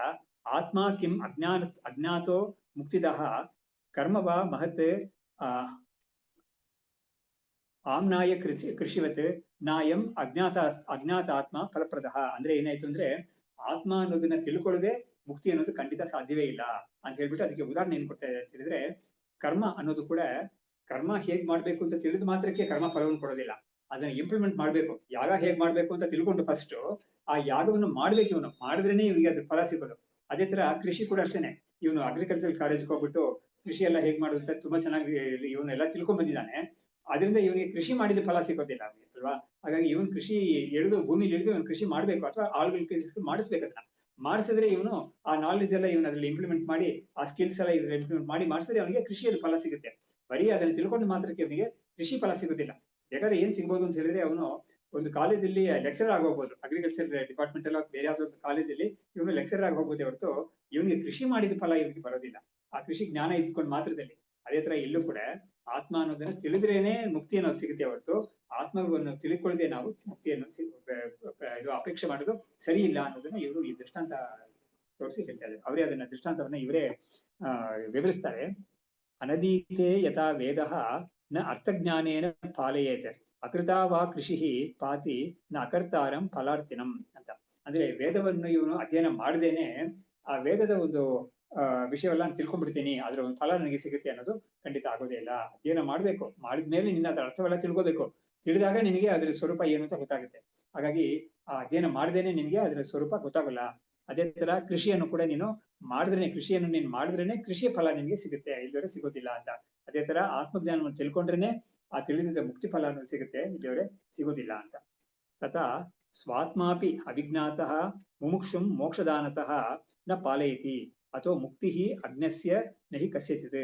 ಹಾಗಾಗಿ ಈ ಆತ್ಮ ಅನ್ನೋದು ಕೂಡ ಅದನ್ನ ತಿಳ್ಕೊಳ್ಳದೆ ಹೋದ್ರೆ ಆ ಮುಮುಕ್ಷುವಿಗೆ ಮೋಕ್ಷ ಫಲವನ್ನ ಕೊಡೋದಿಲ್ಲ ಅದು. ಹಾಗಾಗಿ ಮುಕ್ತಿ ಅನ್ನೋದನ್ನ ನೀನು ಪಡ್ಕೋಬೇಕು ಅಂದ್ರೆ ಅದಕ್ಕೆ ನೀನು ಆತ್ಮಜ್ಞಾನವನ್ನ ನೀನು ಪಡ್ಕೊಳ್ಳೇಬೇಕು. ಅದು ಬಿಟ್ಟು ದಾರಿ ಯಾವ್ದು ಇಲ್ವೇ ಇಲ್ಲ. ಸ್ವಾತ್ಮಾಖ್ಯ ಲೋಕಂ ಅಜ್ಞಾತ್ವಾ ಯೋ ದೇಹಾಖ್ಯ ಸ್ವಲೋಕತಃ ಪ್ರೈತಿ ಅಸೌ ಪುನಃ ಅಪಿ ಅನ್ಯಂ ದೇಹಲೋಕಂ ಪ್ರಜೇತ್ ದೃಢಂ ಅಂತ. ಇವಾಗ ತನ್ನ ಸ್ವರೂಪ ಏನು ಅಂತ ತಿಳ್ಕೊಳ್ಳದೆ ಒಬ್ಬ ಈ ಶರೀರವನ್ನು ಬಿಟ್ಟು ಇನ್ನು ಬೇರೆ ಯಾವ್ದೋ ಒಂದು ಶರೀರಕ್ಕೆ ಹೋಗುದ ಅಂತ ಹೇಳಿದ್ರೆ ಅವನು ಮತ್ತೆ ಜನ್ಮವನ್ನು ಹೊಂದುತ್ತಾನೆ ಇರ್ತಾನೆ ಹೊರತು ಅವನಿಗೆ ಜನ್ಮ ಮರಣ ಸರಣಿ ಅನ್ನೋದು ಅವನಿಗೆ ನಿಲ್ಲೋದಿಲ್ಲ ಖಂಡಿತ. ಹಾಗಾಗಿ ಅದರಿಂದ ಅದು ಪುನಃ ಅನ್ಯಂ ದೇಹಲೋಕಂ ಪ್ರಜೇತ್ ದೃಢಂ. ಹಾಗಾಗಿ ಈ ಶರೀರವನ್ನ ಅವನು ಆತ್ಮಸ್ವರೂಪವನ್ನು ತಿಳ್ಕೊಳ್ಳದೆ ಈ ಶರೀರವನ್ನು ತ್ಯಜಿಸ್ತಾನೆ, ಅಂದ್ರೆ ಸಾಯ್ತಾನೆ ಅಂತ ಹೇಳಿದ್ರೆ ಏನು ಜಾತಸಿ ಧ್ರುವ ಮೃತ್ಯು ಧ್ರುವಂ ಜನ್ಮ ಮೃತಸ್ಯ ಚ. ಗೀತೆಯಲ್ಲಿ 2ನೇ ಅಧ್ಯಾಯದಲ್ಲಿ ಬಂದಿದೆ. ಯಾರಾದ್ರೂ ಒಬ್ಬ ಹುಟ್ಟಿದಾನೆ ಅಂತ ಹೇಳಿದ್ರೆ ಖಂಡಿತ ಮೃತ್ಯು ಅನ್ನೋದು ಇದ್ದೇ ಇದೆ. ಆಮೇಲೆ ಯಾರಾದ್ರೂ ಸಾಯ್ತಾನೆ ಅಂತ ಹೇಳಿದ್ರೆ ಖಂಡಿತ ಮತ್ತೆ ಹುಟ್ಟುತ್ತಾನೆ ಅನ್ನೋದು ರೂಲ್ ಇದ್ದೇ ಇದೆ. ಅದರಿಂದ ಈ ರೂಲ್ ಇಂದ ತಪ್ಪಿಸ್ಕೊಳಕ್ ಆಗೋದೇ ಇಲ್ಲ. ಒಂದೇ ಒಂದು ದಾರಿ ಏನು ಅಂತ ಹೇಳಿದ್ರೆ ಆತ್ಮಜ್ಞಾನವನ್ನು ಪಡ್ಕೊಂಡ್ರೆ ಅವನು ಮತ್ತೆ ಸಾಯೋದೇ ಇಲ್ಲ. ಮತ್ತೆ ಸಾಯೋದಿಲ್ಲ ಅಂತ ಹೇಳಿದ್ರೆ ಮತ್ತೆ ಹುಟ್ಟೋದೇ ಇಲ್ಲ. ಅಷ್ಟು ಮಾತ್ರ ಅಲ್ಲ, ಅವನು ಆ ಜ್ಞಾನ ಅವ್ನಿಗೆ ಏನ್ ಕೊಡುತ್ತೆ ಅಂತ ಹೇಳಿದ್ರೆ, ನಾನು ಯಾವತ್ತೂ ಹುಟ್ಟಿಲ್ಲ ನಾನು ಅಂತ ಒಂದು ಬುದ್ಧಿಯನ್ನು ಕೊಡ್ತಾ ಇದೆ. ಆತ್ಮಜ್ಞಾನ ಅನ್ನೋದು ಇದುವರೆಗೂ ನನಗೆ ಎಷ್ಟೋ ಜನ್ಮಗಳು ಆಗೋಗಿದೆ, ಇನ್ಮೇಲೆ ನಾನು ಆತ್ಮಜ್ಞಾನ ಪಡ್ಕೊಂಡಿದ್ದೀನಿ ಅಂತ ಆತರ ಇಲ್ಲ. ಅದು ನಾನು ಯಾವತ್ತೂ ಕೂಡ ನಾನು ಹುಟ್ಟದೇ ಇರೋ ವ್ಯಕ್ತಿನೇ ನಾನು ಅಂತ ಅಂತ ಒಂದು ಜ್ಞಾನವನ್ನ ಕೊಡುತ್ತೆ. ಹೀಗೆ ಈ ಸ್ವಾತ್ಮಾಖ್ಯ ಲೋಕಂ ಅಜ್ಞಾತ್ವ, ತನ್ನ ಸ್ವರೂಪ ಏನು ಅಂತ ಒಂದು ವಿಷಯವನ್ನ ತಿಳ್ಕೊಳ್ಳದೆ ಒಬ್ಬ ಈ ಶರೀರವನ್ನ ಬಿಟ್ಟ ಅಂತ ಹೇಳಿದ್ರೆ, ಈ ಶರೀರವನ್ನು ಬಿಟ್ಟಿದ ಮೇಲೆ ಅವನು ಮತ್ತೆ ಈ ಶರೀರವನ್ನು ಪಡ್ಕೊಳ್ಳೋ ಒಂದು ಪ್ರಮೇಯ ಬಂದೇ ಬರುತ್ತೆ. ಅನಾತ್ಮವಿದ್ ಮಹತ್ ಪುಣ್ಯಂ ಅಶ್ವಮೇಧಾಧಿಕಂ ಯದಿ ಕುರ್ಯಾತ್ ನಿತ್ಯ ಫಲಾಯ ಏತದ್ ಅಥಾಪಿ ಅಂತೆ ವಿನಶ್ಯತಿ. ಹಾಗಾಗಿ ಅಜ್ಞಾನಿಯಾಗಿರೋನು ಅಂದ್ರೆ ಆತ್ಮಜ್ಞಾನ ಇಲ್ಲದೆ ಇರೋನು ಅಶ್ವಮೇಧಾದಿ ದೊಡ್ಡ ದೊಡ್ಡ ಕರ್ಮವೆಲ್ಲ ಮಾಡಿದ್ರೆ ಕೂಡ ಅದರ ಫಲ ಕೂಡ ಸೀಮಿತವೇ. ಅದು ಕೂಡ ನಿತ್ಯ ಫಲ ಅನ್ನೋದು ಸಿಗೋದಿಲ್ಲ ಅವನಿಗೆ. ಹಾಗಾಗಿ ಅವ್ನು ನಿತ್ಯ ಫಲ ಸಿಗ್ಲಿ ಅಂತ ಹೇಳ್ಬಿಟ್ಟು ಅಶ್ವಮೇಧಾದಿ ಕರ್ಮಗಳು ತುಂಬಾ ಕಷ್ಟಪಟ್ಟು ಮಾಡಿದ್ರು ಕೂಡ ಅಂತ ಕರ್ಮ ಅಂತ ಫಲ ಕೂಡ ಒಂದಾನೊಂದು ಸಮಯದಲ್ಲಿ ಮುಗಿಯುತ್ತೆ. ಅದು ಮತ್ತೆ ಅವನು ಈ ಮನುಷ್ಯನಾಗಿ ಹುಟ್ಟಬೇಕಾಗುತ್ತೆ. ಏತದಪಿ ಅಥಾಪಿ ಅಂತೆ ವಿನಶ್ಯತಿ, ಇದು ಕೂಡ ಕೊನೆಯಲ್ಲಿ ಮುಗ್ದೆ. ಯಾಕಂದ್ರೆ ಇವ್ರು ಯಾತಕ್ಕೆ ಇದನ್ನ ಹೇಳ್ತಾರೆ ಅಂದ್ರೆ, ಅಶ್ವಮೇಧ ಅನ್ನೋದು ತುಂಬಾ ಉತ್ಕೃಷ್ಟವಾದ ಕರ್ಮ. ಅದಕ್ಕಿಂತ ಮಿಗಿಲಾದ ಕರ್ಮ ಅಂತ ಯಾವುದು ಇಲ್ವೇ ಅಂತ ಹೇಳ್ಬೋದು ನಾವು. ಅದಕ್ಕಿಂತ ಕೆಳಗಡೆನೆ ಬಾಕಿದೆಲ್ಲ. ಹಾಗಾಗಿ ಅಂತ ಒಂದು ಅಶ್ವಮೇಧ ಕೂಡ 100 ಅಶ್ವಮೇಧ ಮಾಡಿದಾಗ ಅವನಿಗೆ ಇಂದ್ರ ಪದವಿ ಸಿಗುತ್ತೆ ಅಂತ ಒಂದು ಲೆಕ್ಕ ಇದೆ. ಅದು 100 ಅವಾಗ ಆ ಇಂದ್ರ ಇವಾಗ ಪದವಿಲಿ ಇದಾನಲ್ಲ, ಅವನು ಯಾರಾದ್ರೂ 100 ಹತ್ರ ಬರ್ತಾ ಇದಾರೆ ಅಂತ ನೋಡ್ತಾ ಇರ್ತಾನಂತೆ. ಹೌದು 90 ಆದ್ಮೇಲೆ ಅವನು ಇವ್ರಿಗೆ ತಡೆ ಮಾಡೋದಕ್ಕೆ ಶುರು ಮಾಡ್ಬಿಡ್ತಾನೆ. ಇವ್ರು ಮುಗಿಸ್ಬಾರ್ದು, 100 ಇವ್ರು ಸೆಂಚುರಿ ಹೊಡಿಬಾರ್ದು ಇವ್ರು ಅಂತ ಅವ್ನಿಗೆ ಬೇಕಾದಷ್ಟು ತೊಂದರೆಗಳು ಕೊಡಕ್ಕೆ ಅವ್ನು ಶುರು ಮಾಡ್ಬಿಡ್ತಾನೆ. ಹೀಗೆ ಇದನ್ನು ಕೂಡ ಶಾಸ್ತ್ರದಲ್ಲಿ ಇಂಥದ್ದೆಲ್ಲ ಹೇಳಿದ್ದಾರೆ. ಆಮೇಲೆ ಕೃತಸ್ಯ ಹಿ ಕ್ಷಯೋ ಅವಶ್ಯಂ ಕೋಷ್ಠಗಾರಾಧಿವತೆ ಭವೇತ್ ನ ಮೋಕ್ಷಾಯ ಆದರಹ ತಸ್ಮಾತ್ ಶ್ರುತೌ ಅಜ್ಞಾನ ಕರ್ಮಣೋಹೋ. ಹಾಗಾಗಿ ಇದಕ್ಕೆ ಯಾವ್ದಾದ್ರು ಒಂದು ಕರ್ಮ ಮಾಡಿದಾನೆ ಅಂತ ಹೇಳಿದ್ರೆ ಅದರ ಫಲ ಖಂಡಿತ ಯಜ್ಜನ್ಯಂ ತದ್ ಅನಿತ್ಯಂ ಅಂತ ಒಂದು ರೂಲ್ ಇದೆ. ಯಾವ್ದು ಹುಟ್ಟಿದೆಯೋ ಹೊಸದಾಗಿ ಅದು ಖಂಡಿತ ಅನಿತ್ಯವೇ, ಅದು ಹೋಗುತ್ತೆ ಅಂತ. ಅದಕ್ಕೆ ಏನು ಎಕ್ಸಾಂಪಲ್ ಕೊಡ್ತಾ ಇದ್ದಾರೆ ಅಂದ್ರೆ, ಕೋಷ್ಠ ಗಾರಾಧಿವತೆ ಅಂದ್ರೆ ಒಂದು ಕೋಷ್ಠ ಅಂತ ಹೇಳಿದ್ರೆ ಒಂದು ಕೊಟ್ಟಿಗೆ. ಕೊಟ್ಟಿಗೆ ಅವನು ಕಟ್ಟಿ ಅದ್ರಲ್ಲಿ ಬೇಕಾದಷ್ಟು ಹಸುಗಳೆಲ್ಲ ಇಟ್ಕೊಂಡಿದ್ದಾನೆ ಅಂತ ಹೇಳಿದ್ರೆ ಒಂದಾನೊಂದು ಸಮಯದಲ್ಲಿ ಹಸುಗಳೆಲ್ಲ ಖಾಲಿ ಆಗುತ್ತೆ. ಆ ಸಮಯದಲ್ಲಿ ಕೊಟ್ಟಿಗೆನು ತೆಗಿಬೇಕಾಗುತ್ತೆ. ಈ ತರ ಒಂದು, ಅಥವಾ ಮನೆ ಇವನು ಕಟ್ಟಿದ್ದಾನೆ ಅಂತ ಹೇಳಿದ್ರೆ ಒಂದಾನೊಂದು ಕಡೆ ಸಮಯದಲ್ಲಿ ನಾವು ಇವಾಗಲೇ ನೋಡ್ತಾ ಇರ್ತೀವಿ, ಬೇಕಾದಷ್ಟು ಕಡೆ ನೋಡ್ತಾ ಇರ್ತೀವಿ. ಮನೆ ಕಟ್ಟಿರ್ತಾರೆ, ಒಂದು 50-60 ವರ್ಷ ಆಗಿರುತ್ತೆ. ಅವ್ರ ನೆಕ್ಸ್ಟ್ ಜನರೇಷನ್ ಎಲ್ಲ ಮಕ್ಕಳೆಲ್ಲ ಹುಟ್ಟಿ ಬೇರೆ ದೇಶಕ್ಕೆ ಹೊರಟೋಗಿರ್ತಾರೆ. ಅವಾಗ ಈ ಮನೆ ಇವ್ರು ಸತ್ತೋಗಿರ್ತಾರೆ, ಅಥವಾ ಇವ್ರಿಗೆ ಕೊನೆ ಕಾಲ ಬರ್ತಾ ಇರುತ್ತೆ. ಅವಾಗ ಏನ್ ಮಾಡ್ತಾ ಇರ್ತಾರೆ, ಅವ್ರುಗಳು ಇಲ್ಲಿ ಬಂದು ಇಂಟ್ರೆಸ್ಟ್ ಇರಲ್ಲ ಅವ್ರಿಗೆ ಬಂದು ಇದನ್ನ ಈ ಪ್ರಾಪರ್ಟಿನ ಇದ್ ಮಾಡಕ್ಕೆ. ಅವಾಗ ಇದೇ ಮನೇನ ಡಿಮಾಲಿಷ್ ಮಾಡ್ತಾರೆ ಯಾರಾದ್ರೂ. ಆತರ ಸ್ಥಿತಿಗೆ ಬರುತ್ತೆ ಅದು. ಸೊ ಹೀಗೆ ಯಾವ್ದೊಂದು ಒಂದು ಶುರು ಮಾಡಿದ್ರೆ ಅದು ಖಂಡಿತ ಮುಕ್ತಾಯ ಆಗೇ ಆಗುತ್ತೆ ಅದು ಅಂತ.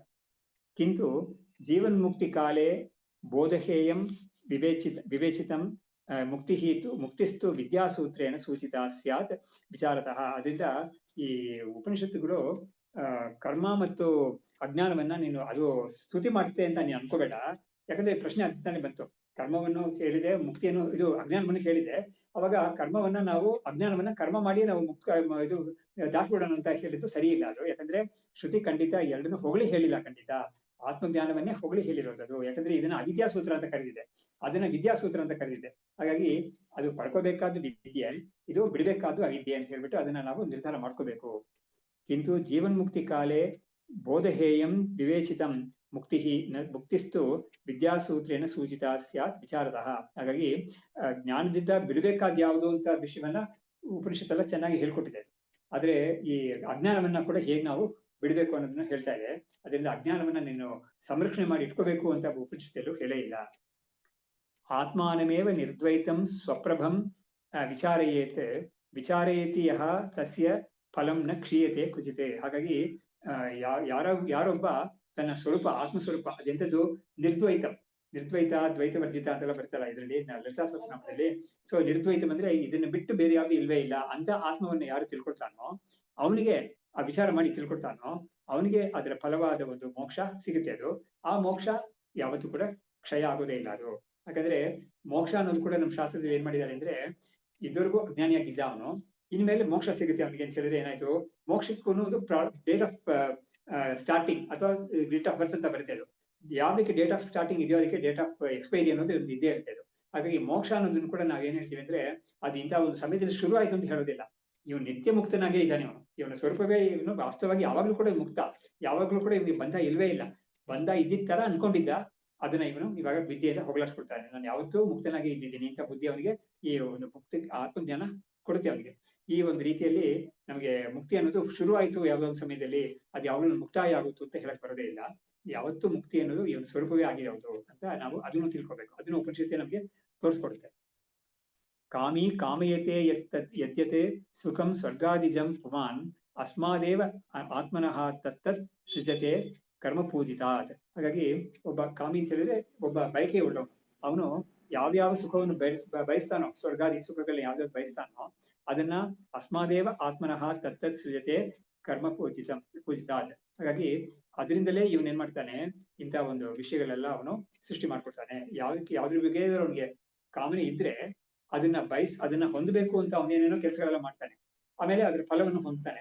ಫಲವನ್ನು ಹೊಂದಿ ಮತ್ತೆ ಅದ್ರ ಸಂಸ್ಕಾರದಿಂದ ಅವನು ಮತ್ತೆ ಕರ್ಮವನ್ನು ಮಾಡಕ್ಕೆ ಮುಂದಾಗ್ತಾನೆ. ಇದು ಒಂದು ಲೂಪ್ ತರ ಇದು. ಇದರಿಂದ ಹೊರಗಡೆ ಬರಕ್ ಸಾಧ್ಯವೇ ಇಲ್ಲ. ಅನ್ಲೆಸ್ ಈ ಆತ್ಮಜ್ಞಾನದಿಂದಲೇ ಮಾತ್ರ ಇದನ್ನ ಹೊರಗಡೆ ಬರಕ್ಕಾಗುತ್ತೆ ಹೊರತು ಆ ಜ್ಞಾನ ಇಲ್ಲಿ ಹೋದ್ರೆ ಆಗೋದೇ ಇಲ್ಲ ಅಂತ ವಿದ್ಯಾರಣ್ಯರೇನೆ ನಮ್ಗೆ ಪಂಚದಶಿಯಲ್ಲಿ ಹೇಳಿದ್ದಾರೆ.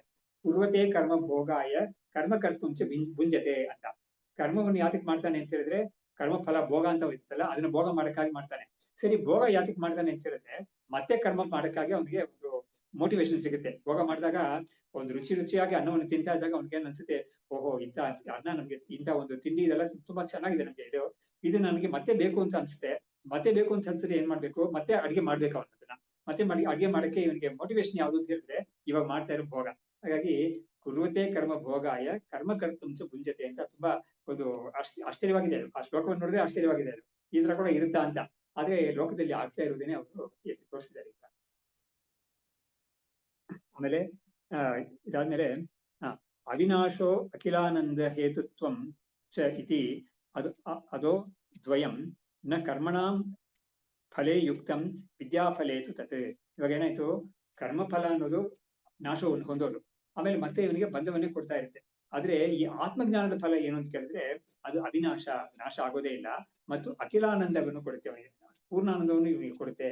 ಯಾಕಂದ್ರೆ ಅವನು ಈ ಆತ್ಮಜ್ಞಾನವನ್ನು ಪಡ್ಕೊಂಡ್ಬಿಟ್ರೆ ಅವನಿಗೆ ಬೇಕು ಅಂತ ಯಾವ್ದು ಇರೋದಿಲ್ಲ. ಯಾಕಂದ್ರೆ ಎಲ್ಲ ಆನಂದವೂ ಈ ಆತ್ಮಾನಂದದಲ್ಲೇ ಸಿಕ್ಬಿಡುತ್ತೆ ಅವನಿಗೆ. ಸಣ್ಣ ಸಣ್ಣ ವಿಷಯಗಳೆಲ್ಲವೂ ಕೂಡ ಇದ್ರಲ್ಲೇ ಅಂತರ್ಗತವಾಗಿದ್ದರಿಂದ ಅವನು ಅವುಗಳನ್ನೆಲ್ಲ ಹುಡ್ಕೊಂಡು ಹೋಗೋಕ್ ಬೇಕಿಲ್ಲ ಅಂತ. ಇದಕ್ಕೆ ಗೀತೆಯಲ್ಲಿ ಕೊಟ್ಟಿರೋದು ಯಾವಾನರ್ಥ ಉದಪಾನೆ ಸರ್ವತ ಸಂಸ್ಕೃತೋದಕ್ಕೆ ತಾವಾನ್ ಸರ್ವೇಶು ವೇದೇಶು ಬ್ರಾಹ್ಮಣಸ್ಯ ವಿಜಾನತಃ ಅಂತ. ಅವನಿಗೆ ದೊಡ್ಡ ಒಂದು ಕೊಳ ಅಥವಾ ದೊಡ್ಡ ಬಾವಿ ಅಂತ ಇಟ್ಕೊಳ್ಳೋಣ, ಅದು ಅದ್ರಲ್ಲಿ ನೀರು ಕಡಿಮೆ ಆಗೋದೇ ಇಲ್ಲ. ಯಾವಾಗ್ಲೂ ಕೂಡ ಥ್ರೂಔಟ್ ದ ಇಯರ್ ಯಾವತ್ತೂ ಇರ್ತಾನೆ ಇದೆ. ಅಂತದ್ದು ಅವ್ನಿಗಿದ್ರೆ ಅವನು ನೀರಿಂದ ಏನೇನ್ ಆಗ್ಬೇಕು ಅದಕ್ಕೆಲ್ಲ ಹೊರಗಡೆಯಿಂದ ಏನು ಅವನು ಪರ್ಚೇಸ್ ಮಾಡ್ಬೇಕು ಅಂತ ಏನಿಲ್ವೇ ಇಲ್ಲ. ಮನೆ ಕಟ್ಟಕ್ಕೂ ನೀರು ಸಿಗುತ್ತೆ ಅವನಿಗೆ, ಏನಾದ್ರು ಕಾರ್ ತೊಳಿಯಕ್ಕೆ ನೀರು ಸಿಗುತ್ತೆ, ತೋಟಕ್ಕೆಲ್ಲ ನೀರು ಸಿಗುತ್ತೆ ಅವನಿಗೆ ಬೇಕಾದಷ್ಟು. ಅವನಿಗೆ ಸ್ನಾನ ಪನಾದಿಗಳಿಗೆ ಮಡಿಗೆ ಎಲ್ಲದಕ್ಕೂ ನೀರು ಅಲ್ಲೇ ಸಿಗುತ್ತೆ ಅವನಿಗೆ. ಹಾಗಿರುವಾಗ ಅವನು ಹೊರಗಡೆಯಿಂದ ತಗೊಳ್ಬೇಕಾಗಿರೋಲ್ಲ. ಅದೇ ತರ ಇವನಿಗೆ ಆತ್ಮಜ್ಞಾನ ಅಂತ ಒಂದು ಪಡ್ಕೊಂಡ್ಬಿಟ್ಟ ಅಂತ ಹೇಳಿದ್ರೆ ಬೇರೆ ಯಾವ ಸಣ್ಣ ಸಣ್ಣದಕ್ಕೆಲ್ಲ ಅವನು ಯಾವನು ಕೈ ಚಾಚೋದು ಬೇಕಿಲ್ಲ. ಯಾಕಂದ್ರೆ ಈ ಒಂದು ಆನಂದ ಅವನಿಗೆ ಪೂರ್ಣ ಆನಂದವಾಗಿರುತ್ತೆ. ಅದು ಸಣ್ಣ ಸಣ್ಣದು ಅಂತ ಯಾವುದು ಅವನಿಗೆ ಇರೋದೇ ಇಲ್ಲ, ಎಲ್ಲವೂ ಅಂತರ್ಗತವಾಗಿರುತ್ತೆ ಇದ್ರಲ್ಲೇನೆ ಅಂತ. ಹಾಗಾಗಿ ಈ ಎರಡು ಫಲ ಅವನಿಗೆ, ಅದು ನಾಶ ಆಗೋದಿಲ್ಲ ಮತ್ತು ಅದು ಪೂರ್ಣ ಆನಂದವನ್ನು ಕೊಡುತ್ತೆ ಅವನಿಗೆ. ಆದ್ರೆ ಇದಕ್ಕೆ ಆಪೋಸಿಟ್ ಆಗಿರೋ ಈ ಕರ್ಮಫಲ ಅನ್ನೋದು ನಾಶವಾಗುತ್ತೆ. ಅದು ಆಮೇಲೆ ಮತ್ತೆ ಇವನ್ನ ಅದರಲ್ಲಿ ತೊಡಗಿಸುತ್ತೆ. ಅದು ಇವನ ಯಾವತ್ತೂ ಕೂಡ ಒಂದು ವಿಕಾರಿಯಾಗಿ ಇರಿಸಿರುತ್ತೆ. ಅದು ಇವನಿಗೆ ಅದರಿಂದ ಆಚೆ ಬರಕ್ಕೆ ಸಾಧ್ಯವೇ ಇಲ್ಲ ಅಂತ. ಇವಾಗ ಮುಂದಕ್ಕೆ ಈ ವಿದ್ಯೆ ಅನ್ನೋದ್ರ ಒಂದು ಮಹಿಮೆ ಅನ್ನೋದು ಏನು ಅಂತ ಹೇಳ್ತಾರೆ. ಈಗ ಇಲ್ಲಿಗೆ ನಿಲ್ಲಿಸೋಣ ನಾವು. ಶಾಸ್ತ್ರಂ ಶಾರೀರಂ ಮೀಮಾಂಸಾ ದೇವಸ್ತು ಪರಮೇಶ್ವರಃ ಆಚಾರ್ಯ ಶಂಕರಾಚಾರ್ಯಾಃ ಸಂತು ಮೇ ಜನ್ಮ ಜನ್ಮನಿ ವಿದ್ಯಾ ವಿನಯ ಸಂಪನ್ನೆ ವೇತರಾಗಂ ವಿವೇಕಿನಂ ವಂದೇ ವೇದಾಂತ ತತ್ವಜ್ಞಂ ವಿದುಷೇಖರ ಭಾರತೀಂ. ಓಂ ತತ್ಸತ್.